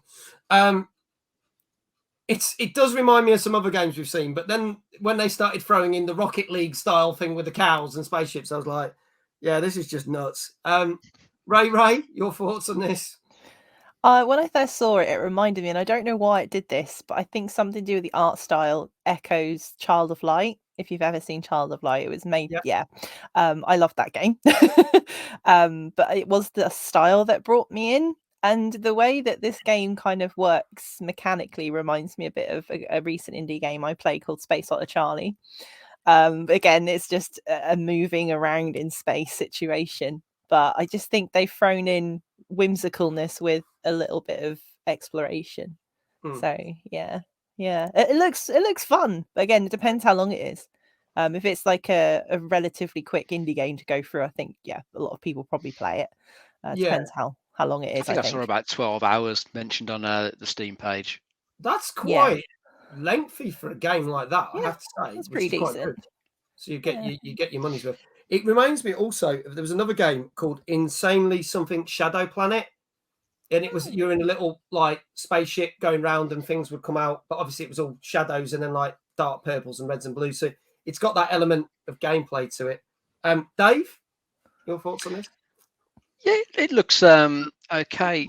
To me, it makes me think of games like Ori and the Blind Forest, just because it's one of those sort of 2D action side scroller games with a bit of sort of Metroidvania thrown into it. So you're going to come across bits that are blocked off to you until you progress, get new items, and you can go back and get through and carry on. It looks quite fun. They're just like throwing cows in there just for a bit of fun, just so it's not like your usual serious story. It's just something a bit daft and fun. It looks like it could be quite amusing. So I'd probably have a blast at it. Amusing, yeah. Hey. Oh my God, the puns will never stop. All right, let's see what scores. Chat, if you haven't already put your score in, what did you think that Moolander, which came out last Friday on Xbox One, PC, PS4, and Switch, got? Lyco is great, he's saying 5, Ancient 8.5, Andrew says 6. Score says seems fun, goes at 8. Phantom 8, Big Jesse 8, Amy 7.5, Prince 7, Sophie 7.5, Ancient said again 8.5. We already got his score. Raye. I think I'll give it an 8 because I just think the style's really good. And from what I can see, it seems to play well. But obviously, you need to actually play it yourself to actually give it a full review. But I think it might do well because it's quite whimsical, as you say, and people like whimsical things. It's different. All right, Dave. I'm going to go for a 7.5. Ooh, 7.5. Lots of people kind of agreeing you. They're all kind of in that range. So we'll see. So I can tell you that this got, and get Ruddy mods, this got an 8 out of 10. So firstly, can Raye get a shout out, please? I got one. Can Sakura have a shout out? Phantom, and then Big Jesse, please. Those 4 people. So mods, if you would be so kind. Raye, Sakura, here we go, in that order. There's your shout out. Here we go. Woo-woo. There we go. Sakura. There we go. Phantom. There we go. Lovely. Thank you very much. Awesome. And Big Jesse. They've clogged up the system. It's all gone a bit wrong, but those shout outs will go out. Don't worry. Now, moving along. I had to get one in there. Let's talk about something probably not as fun. CD Projekt Red time, Dave. Whoa. Is this a sore subject for Dave? More for Paul. He really hated Cyberpunk. I fucking hate them. Let's go with some interesting news, some good news. Do you know what? It's kind of both good news, but I got to the point that I just don't give 2 fucks about CD Projekt Red anymore. So, Witcher fans, rejoice. Witcher fans, rejoice. They have said that Witcher 4 has officially started development, which probably means they've written some ideas on a whiteboard and gone, where do we start? So I think the first on the whiteboard will be release it when it's done. Yeah. And then the shareholders have come along and put in brackets going, no chance, we want our money back. Mm-hmm. So that's probably what's going to happen there. So it's probably not going to come out for years, but officially they have said they have started development. while you're waiting for that, all you fans of Cyberpunk, and let's face it, there's not many out there. Some of the DLC has been leaked. So the DLC, which we should have got July last year, which we're still waiting on, they've announced there are 7 main game stories to play in it. So 7 main missions with numerous side missions and some other things. What it does look like, what we've been told, is that the main character of V and Johnny Silverhand are not going to feature in this. There is going to be a new character, codenamed at the moment Songbird. So we will have to see how this things. Now, I found this a bit weird because I was like, maybe they're going to do something with some of the other characters that you interacted with, and it would be DLCs of them to further story or plot lines that you didn't see. But they seem to be going with a brand new character, which does, again, kind of make me go, oh, I don't know whether I can be arsed with this. What are people's thoughts? Let us know in the chat. Dave, I know you've played a bit of it, but I played it all the way for fuck it. The least I say about Cyberpunk, the better. Anyway, yeah, I played it all the way through. Like you, I did finish the original game off. It was okay. I say I had decent story missions. It's just its open world was generally quite mediocre. I thought the side missions were all a bit cut and pasty. It wasn't really much to it. So unless they can really improve on some of that stuff in the DLC, I don't know whether it really grabbed me, because just 7 main story missions doesn't really sound like it would be a lot of content. If you're saying perhaps like an hour for each mission, 7 hours, you'd be done with that. If it's got extra side content, again, that would actually have to be decent side content, because as I say, I thought it was quite copy and pasty what was in the original game, so I wouldn't be that interested in playing those.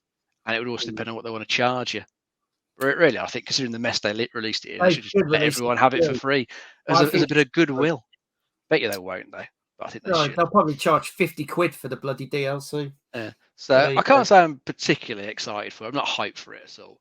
I'll be interested to see what it is with the release more details. I mean, I'm not going to go on a rant because I spent most of last year on this show going on a rant about Cyberpunk nearly every week. But it's got to the point now, I just don't care. If they brought this out when it was supposed to, which was July last year, I did say on my channel when we finished, we were playing it on Monday nights. I think we did 17 Monday nights dedicated to Cyberpunk. And I said, when they bring out the DLC, I will play it. But it's been over a year since it's supposed to be out, and I just don't give a shit anymore. So I will probably not even touch it or bother. Even if it's free, I'm just not going to bother. Raye, have you experienced, or luckily not experienced, the joy that is Cyberpunk? I've experienced it from afar, so I know a few people who've again played it and been disappointed. And I think the main thing for me is when I first saw it revealed, not actual gameplay, just the clip, the clip of the woman with the blades. I went, oh my god! If they make a game like Fifth Element, I'm there. Yeah. And I was really pulled in by the world. And from what I know, from what people have experienced playing the game, the bugs and the fact the world was not delivered as promised kind of defeats the original hype that I had for the game. So it's a game I want to play, but it's kind of one of those games that, okay, if it gets discounted to the point I'm like, yeah, why not? Then I'll probably play it. But as you say, it's one of those games you've got to put a lot of hours into. And if you're playing all those hours and it doesn't really have substance, then you've kind of wasted your time. So it doesn't matter what DLC they'll throw at it, if that's just to make them more money. Make a proper game. Finish it, deliver on your promises. I can say the same thing about Final Fantasy 15, but I won't go into that. But they did the same thing. They didn't fully deliver on the promise of the game, the story, and they were going to throw loads of DLC on top, and they even cancelled some of the DLC, which would have made the game better and bigger. So kind of going down that territory, aren't we? So I mean, some people are lucky. I mean, Sophie says I still want to try it. I'd say just wait, don't try it yet. Until meeting you, Mag, I never heard of it. I'm sorry that I have put that onus on you. My apologies. But there you go. But so let's just hope that even though Witcher 4 is probably years away, they don't make the same mistakes that they did with that. Learn from your mistakes, CD Projekt Red. You money-grubbing fucks. Let's move on. Can't tell I'm bitter, can you? Not at all. You're so subtle. I'm so pleasant sometimes. Let's do something that is probably pleasant. A game that was 22 years old. I did not know this until I found out today, and has now been revamped and rescheduled as a platforming game.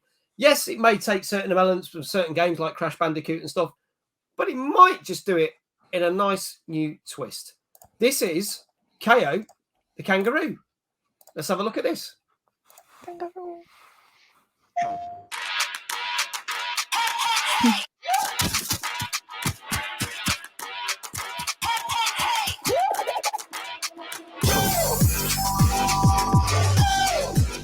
Coming at you like oh, oh, coming at you like oh,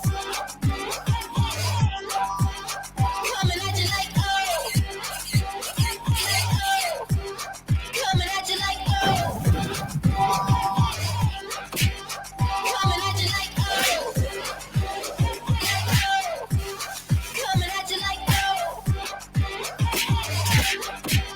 coming at you like oh.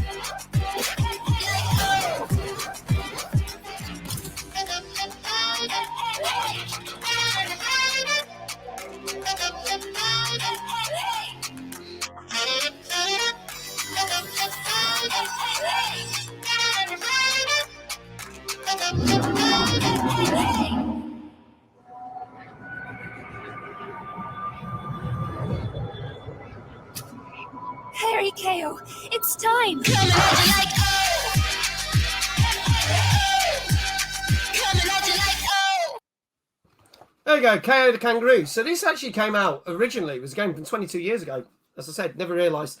But they've done a more update version. You will see that this has certain things that you recognise. There are certain stages that are very Crash Bandicoot and very, probably still one of my favourite games of the last 12 months, which is Ratchet and Clank: A Rift Apart, which we finished on Sunday night. I adore that game immensely. So it might not anything new, but it looks pretty cool. This is out on all the Xboxes, all the PlayStations, PC, and Switch. This came out last Friday. Raye, I start with you, but before I do, people are saying I get Crash vibes. Yeah, a remake of Conker's Bad Fur Day. They did actually do a remake, but then they could do with doing a remake because it's still quite an old remake, if that makes sense. There you go. Sophie says, I'll be back in 1 minute. If I'm not, I'll say a 7.5. Ancient says 8.5 already. Prince says 8.5, but he's wrestling with a lizard, as you do. Why did she not sound like she was Australia? Disappointed. Don't know. Big Jess says, I like the look of this. Raye, your thoughts? I like the look of it as well. I think that might do well. A lot of people are getting into these old platforms sort of games that have been redone. Like, I'd never personally played Crash Bandicoot originally. And when they said, oh, yeah, they're going to be bringing out Crash and all going to be together, I was like, oh, I'm totally going to play. Because it's, again, accessibility with these games that you perhaps never played before. The same with Spyro. I never played the original Spyros. And again, they did Spyro, and I now own both Crash Bandicoot, same trilogy, and Spyro. So I think a game like Kao, again, it's a game I've seen but never played. So I'm like, I may get this. So I personally think it might be something I want to play. But as with every platform, unless you like put a lot of hours into them and finish them all off, like I'd never played Banjo-Kazooie before, and now it's available on Switch Online. Yeah. So there's all these games coming back. So I think we'll probably see even more platformers coming around. I'm probably going to give this like a 9. Because I think people are going to love the whole nostalgia vibe of it. And again, Crash did so well. And then Spiral did really well on the back of it too. Okay. All right. Dave, you and your score, mate? What do you reckon? Yeah, I think it looks quite nice. It's got the nice sort of updated cartoony graphics like Spyro remake had. Because that looked really nice. They've done a good job there. And it looks like they've done a good job with this one as well. It looks pretty cool. Plays like your old style 3D platformers. Yeah. Lots of collectibles in the world that you can go looking for if you want. Yes, little like bits of the name are going to be hidden in obscure places. You're going to have fun hunting around for that. I think if you're not interested in that, you can probably get through it reasonably quick, which will probably be good for a lot of people. Just blast through it, enjoy it for what it is. I've read through something like that. Yeah. If you're going to look for the collectibles, probably add a couple more hours on top of that. A few comments I read from some sites was that they didn't think it was that challenging a game. But that's perhaps not a bad thing, because it looks like the sort of game that would appeal to like a younger audience, and they're not necessarily going to want a really challenging platform game. They just want something they can jump into. It's a bit of fun. and they can just get through. So I don't think it matters too much. There's not a huge challenge there. Mm. But it looks like a nice game. So I reckon it'll do well. I'm going to give it an 8. That's what I'll go with. Okay. All right. Let's see what people are giving him scores. Lyco was going for a 7. Ancient was at 8.5. Sophie said 7.5. Big Jesse's going for an 8. Sakura is off to sleep. Good night, Sakura. Got to get up at 3 a.m. for work. God damn. Good night, Sakura's like, go sleep. Yeah. Bad Take mom. care. Lovely to have you here. Thank you so much for the bits as well. Greatly appreciated. But yeah, get some sleep. Damn, Christ. That's early. That's when I'm going to bed normally from streaming. But there you go. So get your last scores in. Do it now, people. Do it now. Get your scores in. We're going to announce this. Oh, bless you. Thank you for another 5 bits. Greatly appreciate. Thank you. Can I get one last shout out for Sakura, please? If you're not following, please do. Right, I'm going to tell you. This gets Phantom says at 8. Unfortunately, it's not getting a fantastic score. It's fun, but it's not brilliant. It comes out at a 6.5. Lower than I thought. Which is lower than I expected. But it's funny when you read the reviews, everyone seems to enjoy it. But I think because it doesn't offer anything new, and as you said, is something that you could blitz through because it's not so challenging. So it's my kind of game. I'll give it a go.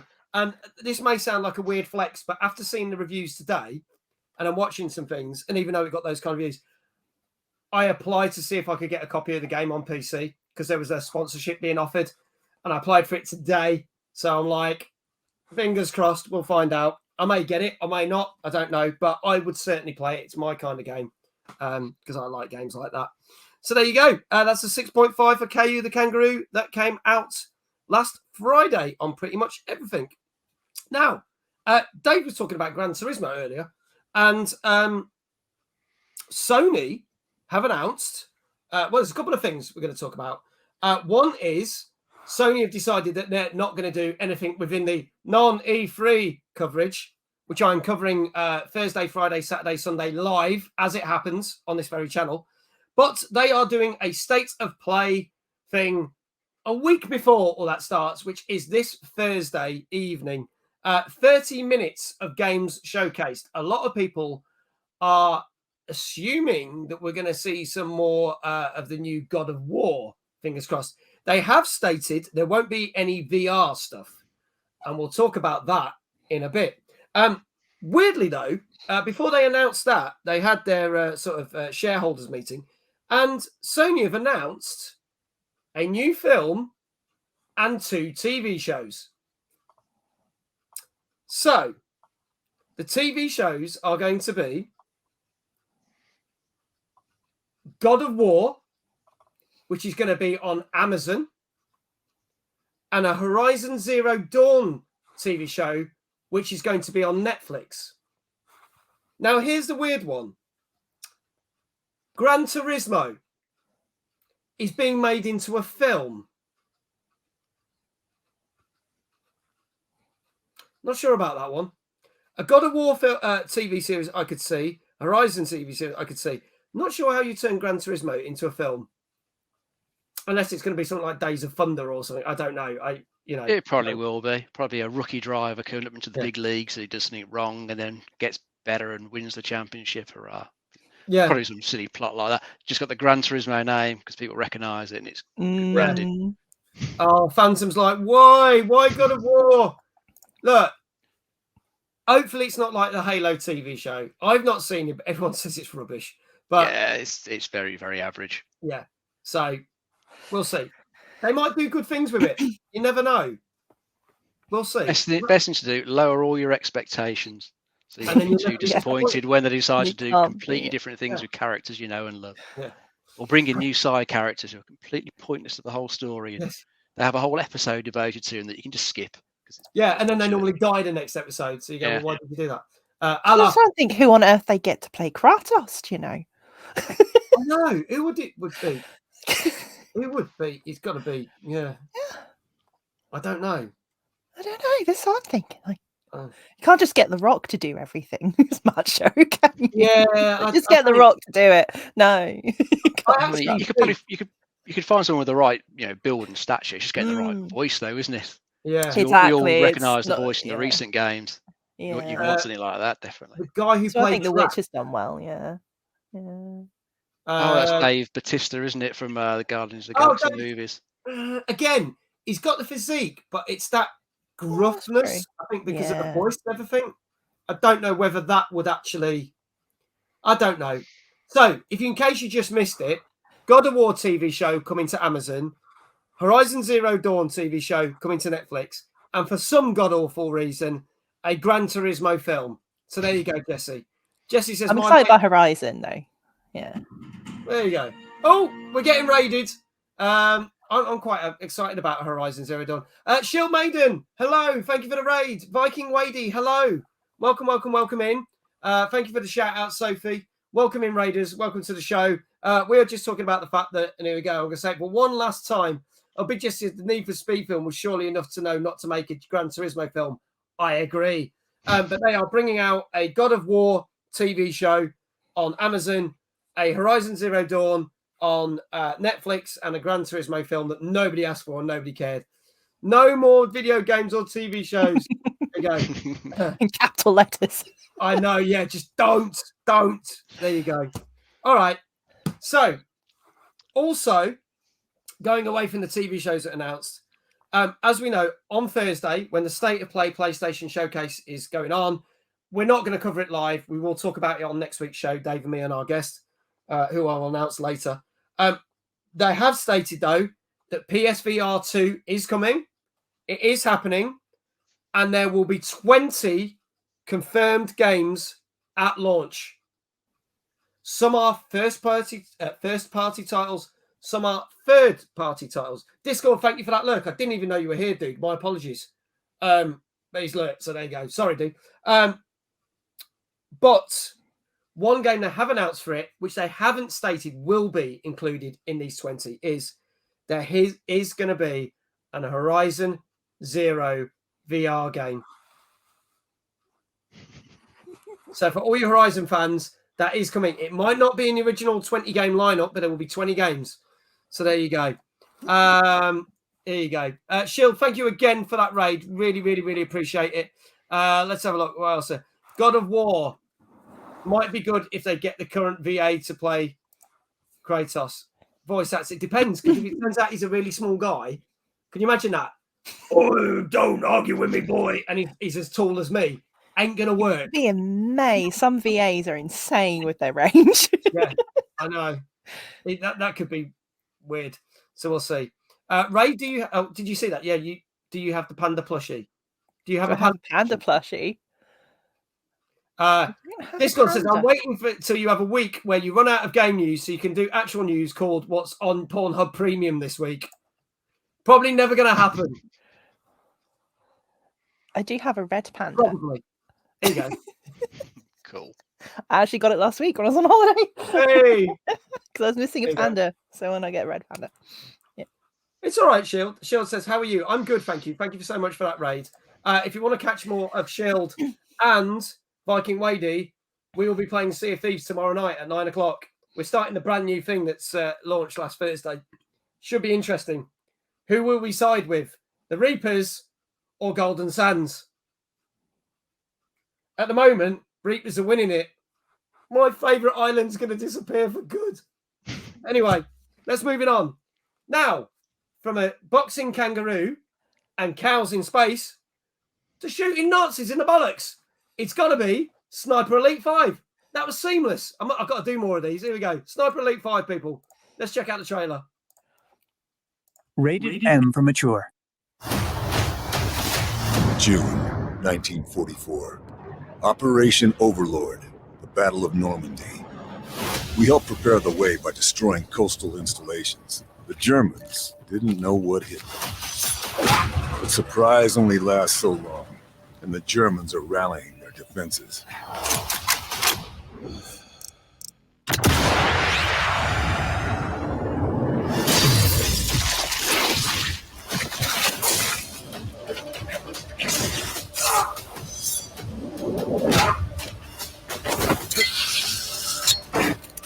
Jackpot.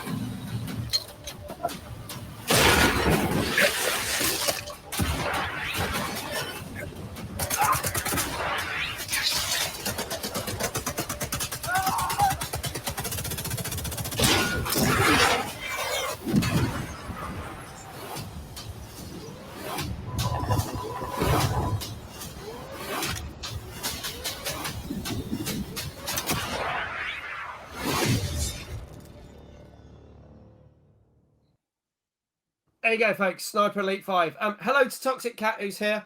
Toxic, if you want to have a look at the store, your designs are now on my merch. DM me. Let me know which one you like. I'm going to send you one free to say thank you for designing the stuff. So message me and let me know. There you go. I need to try this. I love the Sniper Elite games. They are brilliant. This carries on the story pretty much straight off of 4. This time you are in France. You are Carl Feldburn, who is the guy that's been in the last couple of games. They have added some new things, which I'm sure we'll get Dave to talk about in a minute. The co-op is back. There is the weapon customization, which disappeared from 4, weirdly. You can now do things like vault over walls, which you couldn't do before, shimmy up vines, slide down hills. So basically, like when you played the first and second game, it's like if there's not a flat surface, you can't go anywhere. They've tried to update it a bit. And the amazing X-ray kill cam is back and more gory than ever. And I'm sure more testicles will be flying off Nazis faster than we can come up with more Moolander jokes and puns.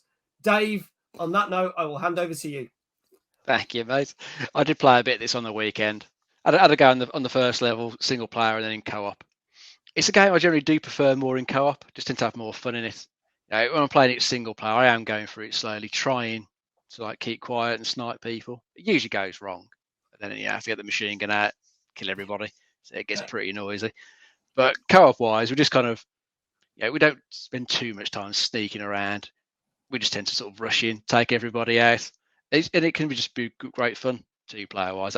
That's my preferred way to play it. That's probably how I'll carry on playing it for the next few weeks. It's got a new mode to it that they've added in. If you liked the multiplayer they had in Deathloop, where another player could invade your game, they've got that in this now. So another sniper, German sniper, can appear in your levels. You can end up stalking each other because they're quite big maps. So you're going to sort of work a little bit to try and find each other. There's ways the game just kind of hint you into where they're going to be.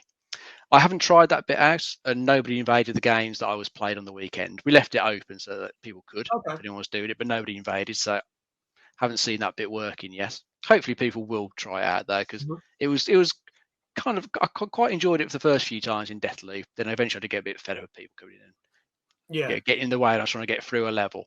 But I'd give it a few goes in this, see what it's like. If you've played the previous Sniper Elite games, you know what to expect in these. I went into this one, it just felt exactly the same as 4, just slightly prettier graphics. So gameplay wise, it just feels exactly the same. So, it's not perfect. It's got some of those rough edges around it. Like the AI isn't perfect. Sometimes you'll get caught on little bits of scenery. I know you can now vault over walls, but still little bits of scenery you might get caught on. You can't see. Try and sort yourself out and get off it. But for the most part, it's still a really fun game. As you say, you get to shoot Nazis in the balls. You got the X-ray cam showing you the balls going flying off in the distance. Great fun. Can't go wrong shooting the Nazis. In the bollocks.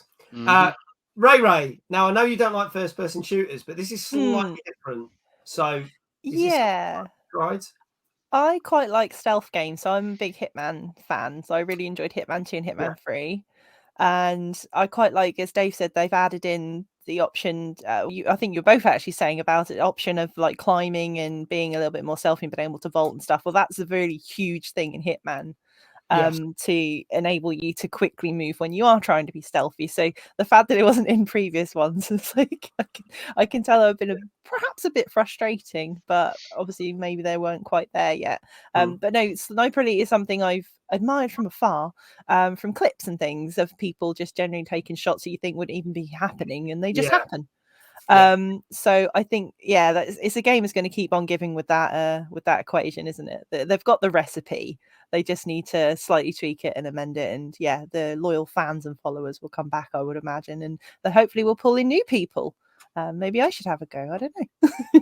Give it a go. If you've got Xbox or PC, you can get it free on Game Pass right now. It came out on day release. I can say that also with the bits of Hitman, they've added a few things. There's not loads of it, but now there can be environmental kills. Sniper Elite used to be about like either shooting, sniping, or laying traps. But now there are bits like you can drop a chandelier on your targets and things if you find the right bits. So they've kind of done a little bit of Hitman there, but not loads. The only thing that does let this game down is the AI at the moment, the AI in the game. It's that frustrating thing that sometimes they don't seem to know what's going on. They may discover a body and you can wait out and hide, and then they'll go away. And 30 seconds, I go, oh my God, there's a body. Well, you just saw that body 30 seconds ago. And they react like they've not seen the body that they saw 30 seconds ago.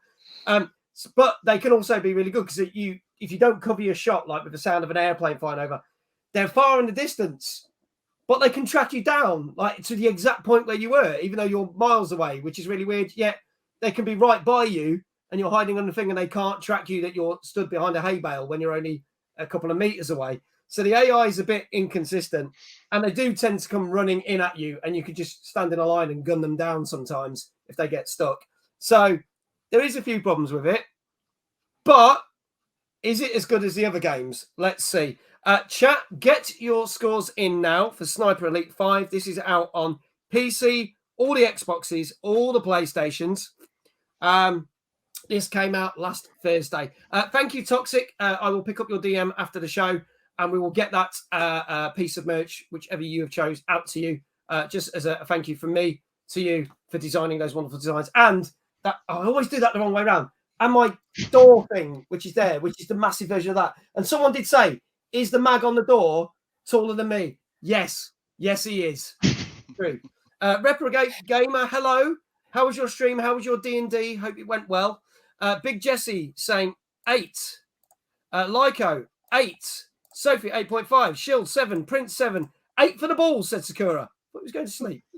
Ancient, 7. There you go. Viking, go to bed, they're saying. Viking says 7. Ray, what do you reckon on this one?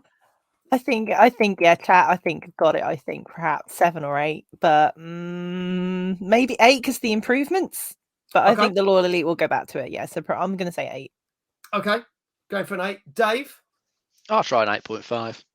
Got an 8.5. Okay, I can tell you that's Sniper Elite 5, France. Building the tension. Got a 7.5. Oh. So, did anyone say... Nobody said 7.5. It was all 7s and 8s and 8.5s. So, there you go, folks. It was a 7.5 for Sniper Elite. If they fix those little bugs with the AI, I'm sure that will be an 8 straight there. That'll be an 8 or more. But I would definitely play this and go for that. Let's talk about... I'm going to do a little quiz. A few lovely people in the chat. Right? Little quiz, little bit of fun. And for Ray and Dave. And then we're going to hammer through the last couple of games that we've got for you tonight. So, the games... the list of games that have been most played for January, February, March of 2022 have now come in. There are 10 top 10 games. What I would like you to do is name what they are. Now, here's the interesting thing. Some of them are games from the last 2 years. Some of them are a lot older. And there are no games that actually came out this year in this top 10 yet. So, get your guesses in. Go for it. If it's first quarter, it's probably going to be something like Animal Crossing or Minecraft, isn't it? Correct. Animal It's just Crossing. people go back Minecraft. to them. Yeah. Yeah. Okay. Fortnite. Yeah. Warzone. Fortnite. Yeah. Fortnite's in there. No Horizon games. There's nothing new from this year. So Animal Crossing. Yes, Sophie got that right. First quarter. Yeah. Apex. Apex is not in there. It's not in the top 10 most played games. League of Legends. Elden Ring is not in there, but it could be because it was just number 12. So that was number 12. Someone has said Call of Duty. Which ones, though? I'd say Warzone. Correct. Warzone's in there, which is 2 years old. I'm trying to think what else. Is League of Legends in there? Because that's a pretty popular No, one. League of Legends. Reprobate Gamer, correct. GTA 5 is in there. And Sakura said GTA 5. Dead by Sims Daylight. 4? No. Which one? Sims 4? Because I see Correct. that a lot. Correct. Really? Sims 4. Oh Sims my god, 4 I is in the see a top lot 10. of people playing that still. Right. So, any more guesses, folks? There's some that people haven't got. There's another COD game in there. Ooh, would that be like Black Ops, maybe? No. Okay, Cold War? Nope. Modern No. Warfare? Nope.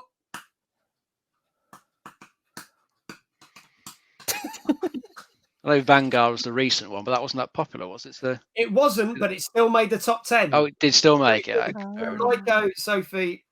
Dave, yes, even though Vanguard is massively hated, it did make the top 10, but it'll probably drop out. We'll see. I'm going to tell you through what they are. So there was Minecraft, which you got right, GTA 5, Sims 4, Animal Crossing, Call of Duty Warzone, Call of Duty Vanguard, Fortnite, and the ones you didn't get: Madden 22, NBA 2K22, and the game that's actually quite old but became a massive success during lockdown, Among Us. Oh, yeah, of course. Yeah. So there you go. Yeah. So there you go. So that is the top 10. Now, looking at some of the new games, as people have said, some games like Horizon and Elden Ring, they are in the top 20. So are we going to see them push things like Vanguard out? So when we get a few months down the line, we'll do this little quiz again. There you go. But congratulations to any that people got right. There you go. Also, any fans of Lord of the Rings, put your hands up now. Kind of. Okay. Any fans of Gollum? My precious. That was a terrible impression. I will never do that again. Sorry.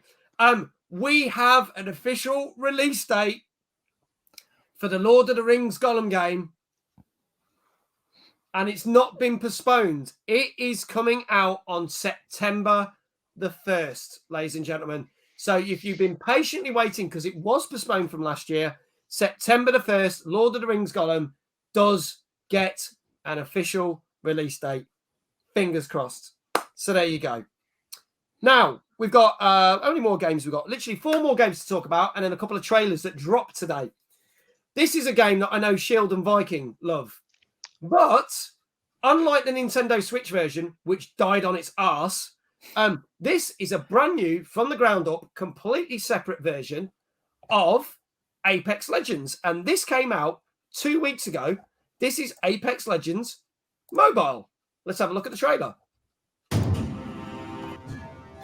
Eyes up, rookie. Flying into the real deal here. Looks like the game is changing.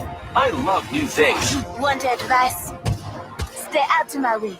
Never quit. That's how you win. I accept the challenge. I am really good at this. The Apex Games. Round 1. Here we go. Ready up. A breakneck battle where no two matches are the same and only the strong survive. Incoming grenade!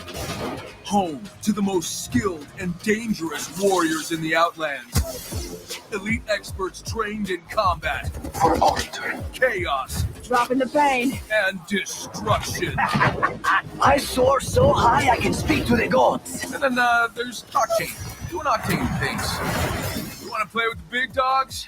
You better know who the dogs are. Woof. Now look at this handsome dog. You know what? I'm gonna ditch the dog thing. That's me, Mirage. And that's me too. Anyone up for a Mirage à trois? Wanna win? Do what I do. That's Wraith. Don't make her angry. You wouldn't like her when she's angry.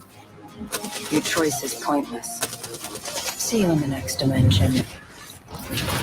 And that's Pathfinder. Let's have fun, friend. Path is a gentle soul until he fires a grappling hook through your face. There's also Gibraltar, Octane, Bloodhound, Lifeline, Caustic, Bangalore, and Fade? Wait, what's a Fade? Oh, that's a Fade. 2 less orders left. They can watch each other die.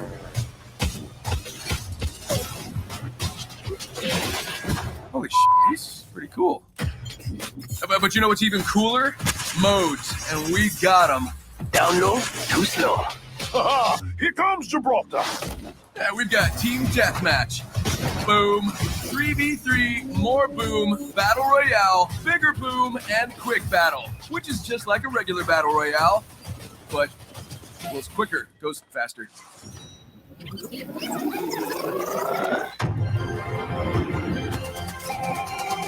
So you take all these awesome legends Move it up, quit. and their awesome abilities Flashing back. Ahora. in these awesome game types, you got something that's really good. Oh, I only should have gone with awesome. So there you go, Apex Legends Mobile. Shield, good night. Thank you for that raid. Take care. And Shield says, also, I've got this, but haven't played it yet. Full review to follow. I expect at least a 12-page article on it. At least. Wadey says 12 out of 10. Now, good night, Shield. Take care. I'll see you soon. Thank you so much for that raid. What I'm going to say is, as I said, this is completely separate to the other versions of Apex. So if you've never played it before, it's a great way to start. But also, for other people who are experienced players who want to try something different, they might go, oh, good. I don't need to carry characters over, blah, blah. They can play this on mobile. So if they want to get their Apex fix, that works. Also, the new character that is not in the main game is in this version, as you saw. And this is available on iOS and Android. Touchscreen controls are not necessarily the best way to play this, but it certainly beats the god-awful Nintendo Switch version that came out last year. So there you go. So as you say, it's not included in the crossplay, but you can hook up your controller to the phone, which is OP. Exactly. So anyone who wants to get their Apex fix, or anyone who's never played it but doesn't want to worry that they're playing against pros, this is the perfect solution. Ray, I know you're not a fan of FPSs, but do you think this is quite cool? They've done something a bit different with a mobile version. Yeah, I think that's a good way of getting more people to play, to be honest. Again, I don't really play sort of any of those shooters games, and I know Overwatch was really popular when it first came out, and a lot of my friends tried to get me into Overwatch for the same reasons. But again, I think it's accessibility when you're playing a shooter and you're new to it. So I think having it on mobile is a really good quality to have, because as you say, it might get more people to play. If it's a quick pick up, put down, and then you don't obviously, as you say, have to go against everyone who's amazing at the game. Exactly. Phantom says, I can confirm that the Switch controls are shit on the Switch version. So there you go. Dave, your thoughts? Yeah, I think it looks pretty nice. Yeah, graphics-wise, look pretty good, considering it's just running on your phone. It looks nice. You can see what's going on. Nice, clear graphics. I know I wouldn't get on with those touchscreen controls. I remember trying to press. I hate those virtual controls. It just doesn't really look like you could get to all the buttons properly. I would have to play with the controller. No question about that. I think one thing I was looking at earlier was saying that I don't know if there's actually full controller support or not yet. I know someone was saying that the controllers didn't seem to work quite right yet. But if it's not ready, it'll get patched in pretty soon, so you'll be able to use it. Getting sorted, because Wadey's a big Apex player, and Wadey was on the show a couple of weeks back, and he seems to know. So I think if it hasn't been sorted, it's getting sorted. Yeah, it will get sorted. Yeah, it looks like it's going to be pretty good. It should do pretty well. I mean, the mobile market is way bigger than the console market as well, so it's a good place to launch it. They'll be able to drag more and more people in who can buy the battle passes, buy all the skins or the customization stuff. They'll probably do pretty well with it there, because I think Fortnite's done staggeringly well on mobile. I think that is its biggest platform, probably, just because the number of people who have got phones. People can just get it and just play it. That's true. Sophie says, I can confirm I'm shit at Apex. Phantom says, there's no middle grounds on sensitivity. It's either too high or not high enough on the Switch version. I'm also generally shit at first-person shooters. You and me both. Don't you worry. So, what do we reckon that Apex Legends Mobile got, which came out 2 Tuesdays ago, folks? 2 Tuesdays ago. So, if you haven't started playing it, give it a whirl. Get your scores in chat. Fortnite got removed from iOS. No. Yes. But if you then download it through Xbox Game Pass app, you can then play it through Game Pass app and still play it on Apple. So, fuck you, Apple. And still cloud streaming though, so yeah, it's cloud streaming. Your results may vary. Yeah, But it's funny because even Xbox advertised it. Did you see? They officially announced it. They put out, you could play Fortnite for the thing on your Apple. And I bet that really pissed Apple off. And there's nothing they can do about it. So there you go. Scores coming in. Ancient says an 8 for Apex. Reprobate. Sorry. Gamer. See, I put that in that Twitter thing, didn't I? Things that I always get wrong. I always get someone's name wrong.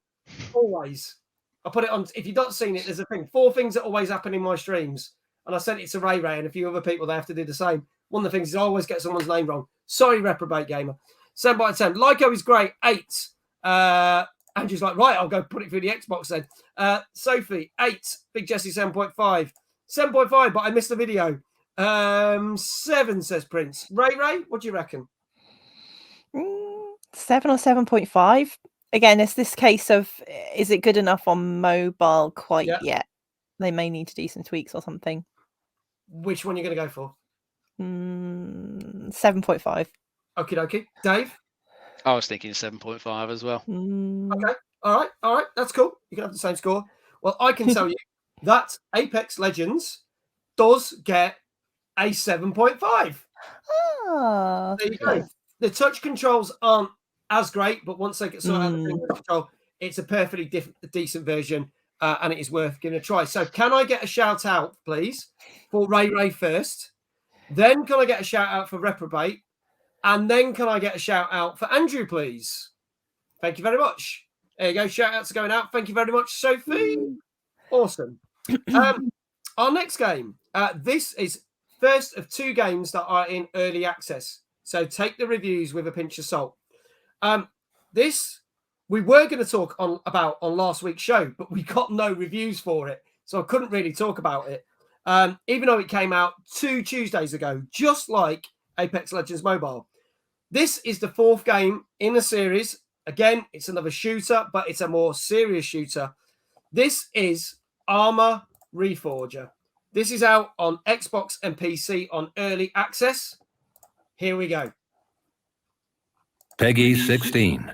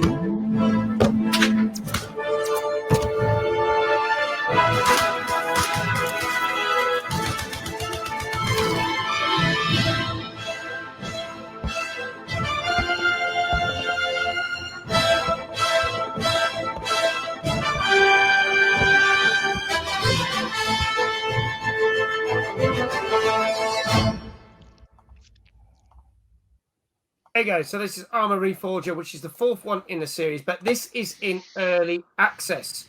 What is slightly annoying about this early access is you have to pay about £25 to £28 to actually play the thing. And it's definitely not a finished game by any means. Dave, do you want to tell us a little bit more about this one? It's out on Xbox and PC. Yeah, this is like a proper hardcore war simulator. Don't go expecting it to be anything like Call of Duty or any other games like that. It is proper slow-paced, war simulator. You're going to have to get into a squad, travel a long distance across that island that it showed, and find the enemy, and then engage in firefights in which one bullet will kill you because it is going for the complete realism. So, you might spend quite a bit of time doing stuff to get to an area and then die pretty quickly. And then you'll have to respawn and do all that again. It's not going to be for everyone. I remember trying, I think, Arma 2 years ago, and I really didn't like it. For me, it was just a bit boring. It was way too slow paced for me. I didn't really like it at all. But it is a popular series, and it's got a massive mod community to it. And this is where DayZ and PUBG originally came from. They were mods for the Arma series originally. So there's lots of good stuff that comes from it. But I think, as it is at the moment, it's really only for people who love the Arma series. Yeah. Because it's very early access. There's lots and lots of bugs in there. And I think if you're not part of the community, it's probably going to be quite hard to really get into it. But, if you're part of the community, you've got a group of people who will go and play it, then, you'll probably get onto a good populated server. Otherwise, you might just end up on the map on your own or with one other person, not really being able to do a huge amount. So I think, again, it's the problem that we're reviewing an early access game that's still got loads of work to be done on it. Come to it in like a year or two, they've actually got it finished. It might be worth people having more of a look at, but I'd say at the moment, unless you're an Arma fan, it's probably not worth your time. Raye, your thoughts on it? I think Dave's right. I think there's a time and a place for sim games, but they have to be ready. If you're going to be putting your own time and investment in, they need to obviously make sure that that's ready for you to play from kind of day one, really. And then if they want to expand the world, do the DLCs on top. I think, as Dave said, I think if you are a hardcore fan, you're probably going to like it a lot. But as I say, it's not going to be a quick save game, is it? It doesn't sound like it's going to be anything like that, which I think will catch a lot of people off guard if they're not familiar with the series. So, I mean, what generally people have said is the third game is still very much, the servers are very much populated, even though the third game's nearly 10 years old? Have I got that right, Dave? I think you might be right, yeah. It's been a long time since I've done a new game. But you can still get on the servers quite readily. As Dave mentioned, the problem with this one is there's very inconsistent. You can get on some servers and you actually get some good fights in and stuff, and it's very tactical and drumming around and working with your squad mates. But then you can get on some servers, there's absolutely no on it. So it's like having a nice walk through some beautiful countryside because the graphics are fantastic. They've done a good job with the graphics, but there's not much else going on there. So that's the problem. And having to pay £25 to £28 for that privilege might not seem such a good deal. So, what do we reckon that Arma Regforger on early access on Xbox and PC got? Lyoko is said a 6 and said ratings on early access stuff tends to be poor. True, we've seen that before on this show. Andrew, 5.5, not my style. I struggled to score it. Ancient said a 4.5. Interesting. Prince said a 7. Reprobate said 4. Sophie said 6.5. Then Ancient's come back and said 7. Mia says, I don't know. I wasn't here. Hello, Mia. How are you? Good to see you. Big Jesse says 6. Dave? I'm going to go for a 6. We're going for a 6. Raye. I'm going to go for a 5. Going for a 5. Okay. Well, it got a 6. So I actually owe Dave 2 shout outs. So I'm going to go back here. Dave! There you go. There's 2 shout outs for Dave. Thank you, mate. And could Big Jesse have a shout out, please? Can we give a shout out to Lyoko is great, please? That'd be wonderful. Thank you very much. And people are shouting Dave in the chat as well. There you go. Dave! Dave! There you go. It sounded like a bloody velociraptor. There we go. There we go. So there you go, folks. 6 out of 10. I would say, if you're not a big fan, go and play the old one. The servers are still massively populated. You'll probably get a lot more fun out of it. But if you're a hardcore fan, give it a go because they probably could shake this game into something amazing. Mia, thank you so much for the gifted tier 1 sub. That is going to Zombie Queen J. Thank you so much. Thank you, Ancient, for giving me a shout out for some reason, even though I didn't score it. But thank you for giving me a. This is to work something out, by the way. Oh, is it because I'm not on an even number? Is it because you hate odd numbers? So you've done a thing. Thank you. That's gone to Zombie Queen J. Thank you so much. Exclamation sub hype in the chat, people. Would greatly appreciate it. Moving on to our next game, another early access game. This will be coming out in the next few months on PC officially and gaming consoles, but you can only get it on early access on PC. This came out last Thursday. It's made by the same people that made the game My Time in Portia, but this is My Time at Sandrock. Let's have a look at the trailer.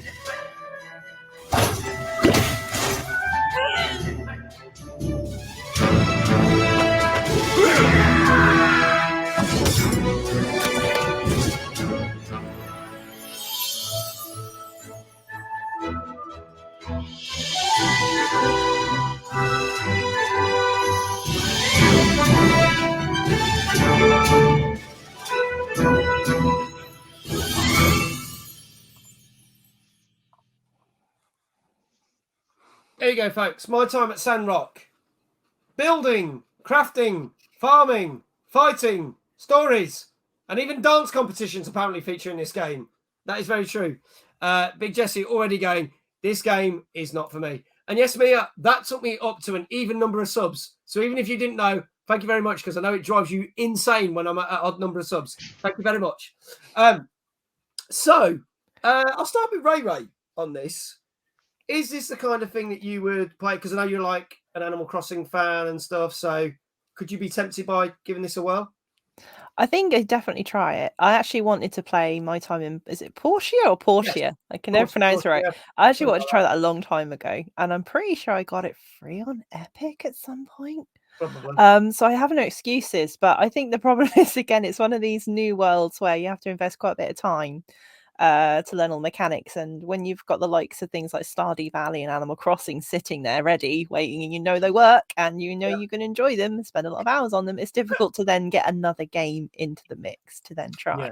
But the mini games interest me. It's kind of like Animal Crossing with like the Yakuza series, throwing in loads of mini games just because. Yeah, just throwing in some random stuff. Why not? Oh, yeah. Yeah. It's cute. Looks cute. Mini Goblin said, My Time in Portia was actually pretty decent. I wasn't sure about it, but it was worth messing around on it. Hello, Mini Goblin, by the way. Hello, great to see you. And Mia's gone, but I'm at an odd number now for subs. Sorry, Mia. Look, I don't mind being on an odd number, but if it blows your mind, then sorry. It's my fault. Everything's my fault. There you go. So there you go. Dave, what do you reckon to this early access game? Well, it's not my sort of thing at all. I'll join Big Jesse. It just doesn't appeal to me.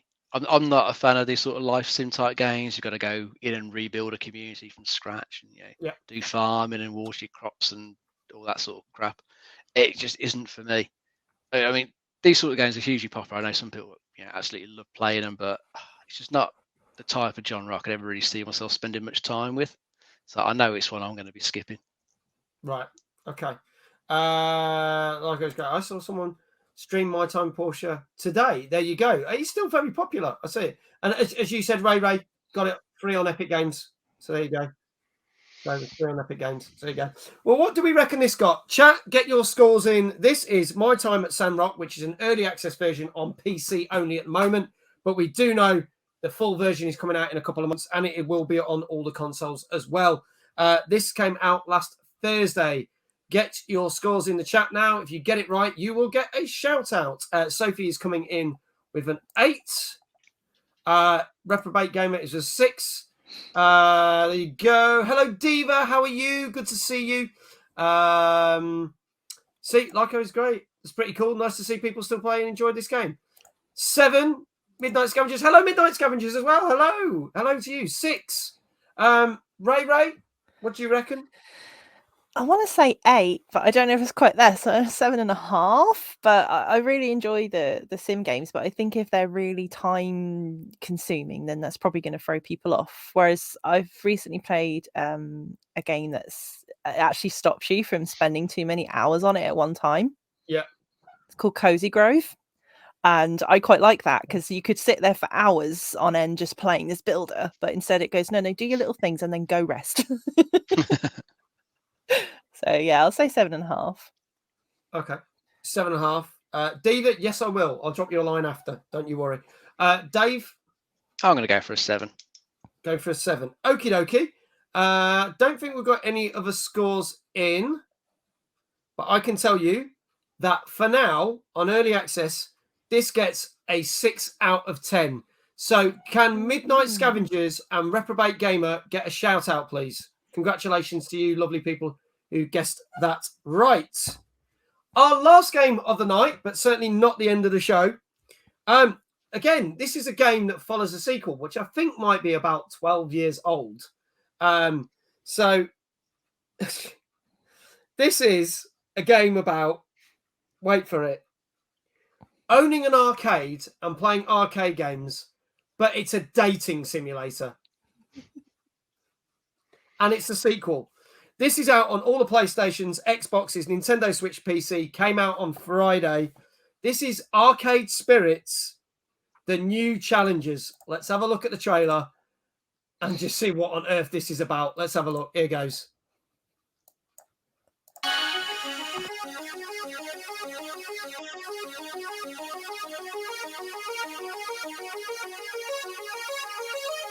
If you've ever wanted to go pro, now's your chance. Welcome to Good Clean Fun. Think you have what it takes to rise in the same way we did? Pleased to meet you. You seem kind of fun. But you're strong. You can do anything you set your mind to. I think it means a lot that we've made it this far.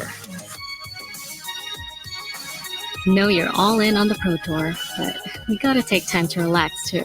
I want you to accept me for who I am, okay? Fight every battle as if it were your last. Fight with iron determination. Fight to your last breath. Such glorious battle!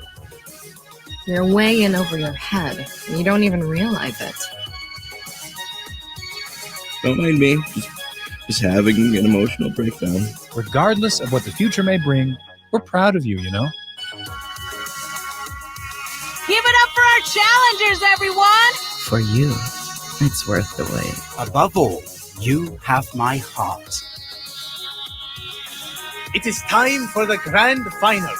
A Fist of Discomfort 2.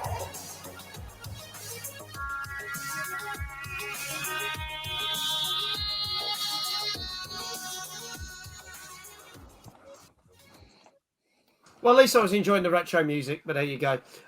So, a couple of people say, Sophie's like, what the fuck is this? Basically, NerdCon sim for all single people. Yes, but at least at NerdCon you can win a PS5. Plug. Buy your tickets now. You can do anything you set your mind to. This reminds me of those story text-based games where you would get on your phone. Very true. Did anyone see Brad in that? No. Mia's like, the fuck is it? A lot of people are just like that. It's a dating simulator. There you go.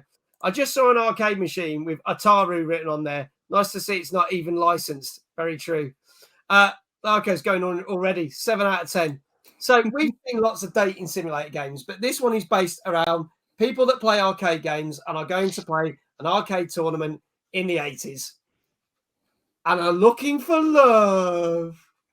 And that's pretty much the thing with this game. Dave, I'll start with you on this one. It's a visual novel game, so you're going to be seeing a lot of static 2D characters, a lot of text to read. It's that sort of thing. You can, as you say, you can choose to date the people you meet in the arcade, or you can just be friends with them. You've got those choices. You're going through the story. Sounds like you're sort of going into the arcade to get some practice in for this big competition you need to go to for that game they mentioned in there. Was it Uncomfortable Fist or whatever it was? Something like that. Some weird name, wasn't it? It's not for me. I don't think I'd be that interested in playing a visual novel. It doesn't look particularly exciting. I like the music, the retro type music, like you did as well. But apart from that, no, it's not for me. It's not my type of game.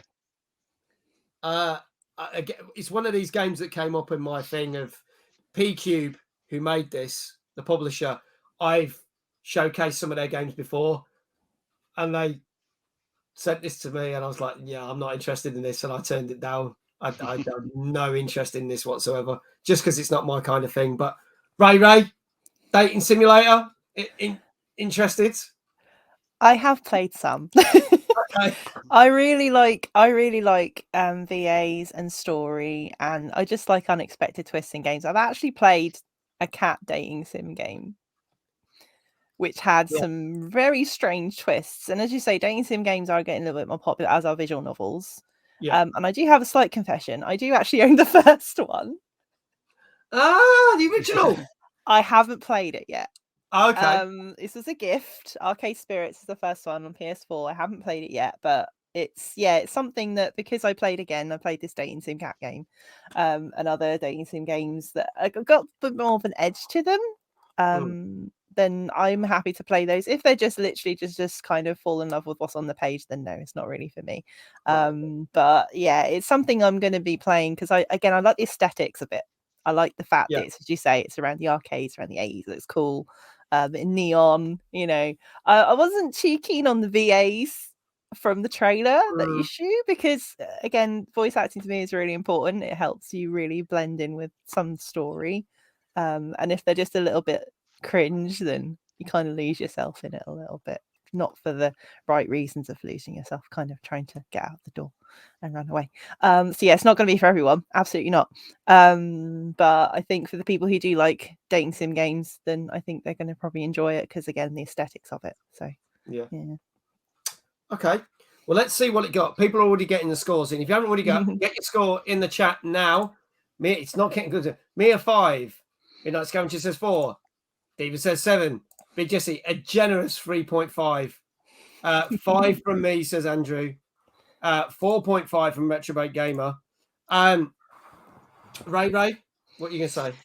I think on the train alone, I'd probably say 5, because I have seen better dating sims with better voice acting, and so I think it won't score really high for that genre.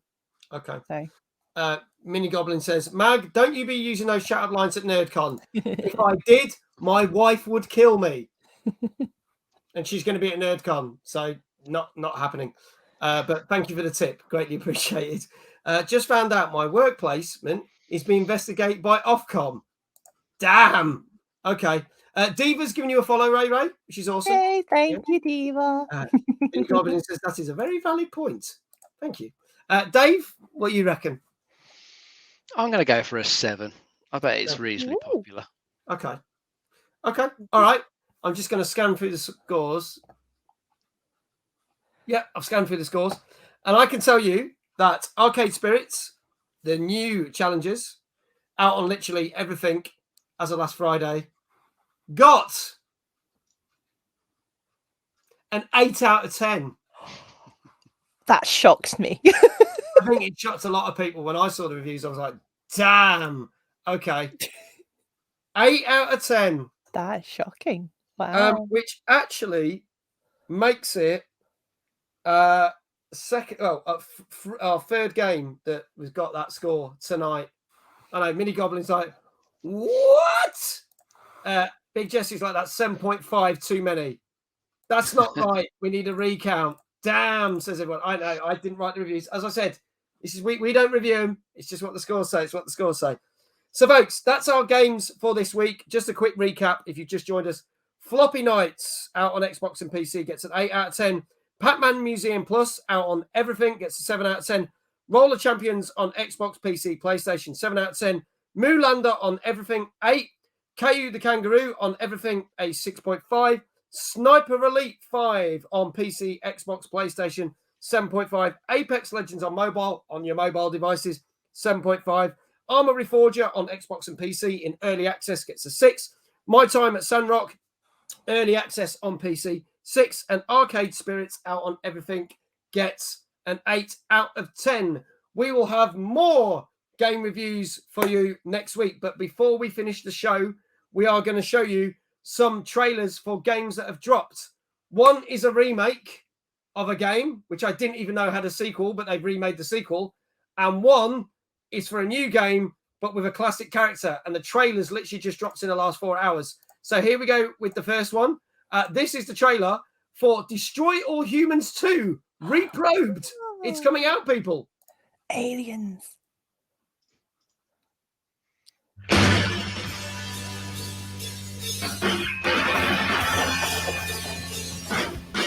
We give you thanks, O Lord. And don't suppose you got a haiku describing any super secret KGB bases hidden around here. We do.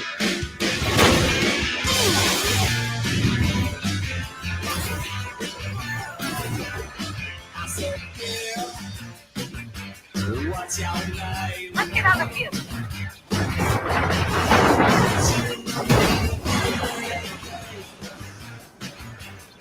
I said, girl, you got a borrow. If you don't mess with me, you'll go on your horrible sorrow. Too bad, you're sad, I'm aware. Too bad, you're sad.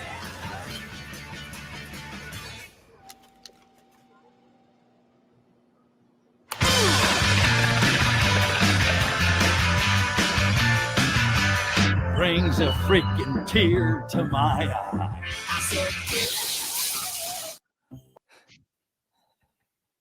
We even had a dog at the end. It's always good.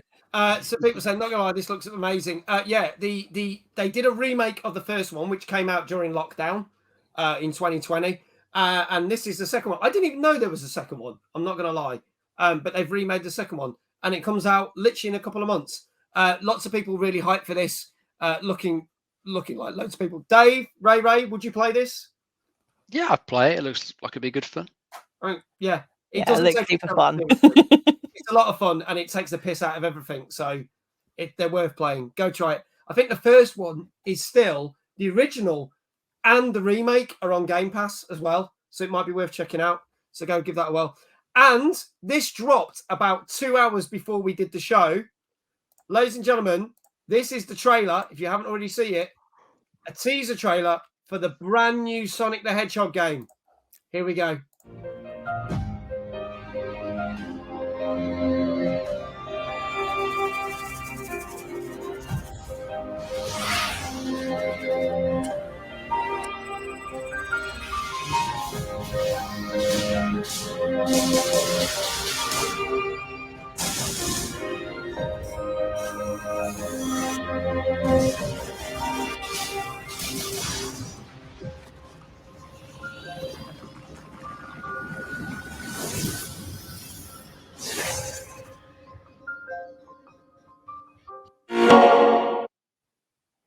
There you go, folks. Sonic Frontiers is going to be the new game, and that will be dropping at some point. We haven't got an official date, but it looks... The funny thing is, when and I want to thank Zenkai Paul for sending me the trailer for this. When this came to me, I thought it was one of these videos where someone was taking the piss and dropped someone else in a different game, because I thought that start of that was Death Stranding. I thought that was Sonic in Death Stranding, and then realised, no, that's the actual game, and I was like, okay. So I'm a bit weirded out by that, but it could be good. It could be good. It could be epic. But we do know that 3D Sonic games have not done well in the past, so fingers crossed this might do well. But there you go. Maybe 10 times the try. Yeah, it looks good, though. It does look good. Midnight Sky says it already looks amazing. Ooh, I was ready to hate on 3D Sonic, but this looks epic. I love Sonic. He's my child. Ooh. If they can finally manage to have Sonic go fast in 3D, it could work. They could make it work. Dave, Ray, final thoughts on this before we close up the show? It looks interesting. I mean, they've struggled with Sonic in 3D before, but perhaps they're giving like a proper wide open space to move around, and it might help solve the problem a little bit. I'd be interested to see more of it. What we saw there looked interesting. I like the look of it. Yeah, it does look good. Yeah, fingers crossed. It could be really, really good. That's it, folks. Thank you so much. That's our show for this week. I want to say a couple of thank yous to a few people. Firstly, Mia, thank you for the community sub. Shield Maiden for the raid. Sakura for the bits. Big Jesse for the raid. Raye, subbed as well. Thank you, Ray. You're on the show. Bless you. And Logo for the follow. Just follow. Thank you so much. Massive thank you to our guest this week, Ray. Thank you so much for being on the show. We hope you've enjoyed it. Yes, very much. Thank you for having me. It's been great. It's been absolutely awesome. We would love to have you back on the show. I will be happy to come back. That'd be awesome. That'd be awesome. Thank you to Dave, as always, my co-host who knows the most. And thank you to everyone who's in chat. If you would like to be a guest, we are booking from September onwards, believe it or not. If you'd like to be a guest, drop me a line, drop me a DM, and we will get you booked in from September onwards. So there you go, folks. Now, we are going to raid, but we are going to get Ray to pick someone. Now, either if Ray knows someone who's on, or I can mention some people that are part of our community, and then you get to pick one. What would you like to do? I mean, maybe we'll look at chat, because chat always probably the wisest of all. Any suggestions?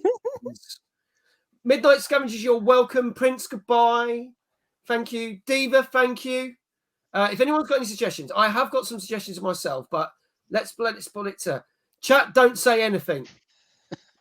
Charming. There you go. All right. Do you want me to put some suggestions?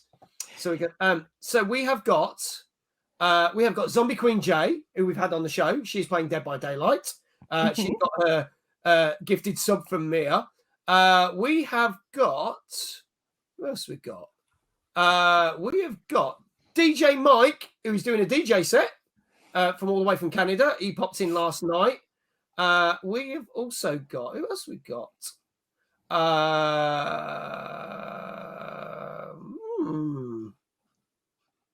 Actually, there's a few I don't know, actually. Any other suggestions will be greatly said. Exo Ruby Shan. I don't know who that is, but we can give it a try. What are they playing, Diva? Let me know. Raid middle-aged gamer guy. I can raid myself. That'd just not work. Do you want me to try Exo Ruby Shan? Is she on? I've not heard of them. Let me have a look. Let me search. As you do. They are playing Dead by Daylight. 675. Whoops, got an advert. Been on for 2 hours. Do you know them, Diva? They're a pro Dead by Daylight streamer, apparently. Got 8 people watching. I'm happy to go raid them. If everyone else is all right, everyone else agree with that? Everyone happy? Okay, go for it, mate. All right, let's do that. XO Ruby is there. Let's drop her name. Let's do a raid. Yeah, I know them. Diva says, right, that's good enough for me, Diva. If you know them, let's do that. Let's set that up. And all that leaves for me to say is, wherever you are in the world, have a great morning, great afternoon, a great evening, and we shall see you next week for another TNGC, where our guest will be Bengis, who is an official Game Pass ambassador in New Zealand. So he'll be beaming all the way over from New Zealand on our show, and he's a big Sea of Thieves player. And we also have Brad Burton, my co-worker, my co-partner for NerdCon, giving us an update. And fingers crossed, we might be announcing some more guest speakers if we get these contracts signed. Fingers crossed. Which will be amazing. So stay tuned for more stuff. And I am back tomorrow with a bonus stream at 4 o'clock, which the community has voted. And it's going to be, I'm going to tell you, the game I am playing is going to be I Am Fish. That won the votes. And then I am back with Sea of Thieves, with Viking, Wadey, Becca, and everybody else. So that's it from us. We do that silly thing where we wave and we say, bye-bye, bye-bye, bye. Bye-bye. And I've got to press the right button, which I've missed, but we'll do it. Bye. Take care. Bye. See you soon. Bye.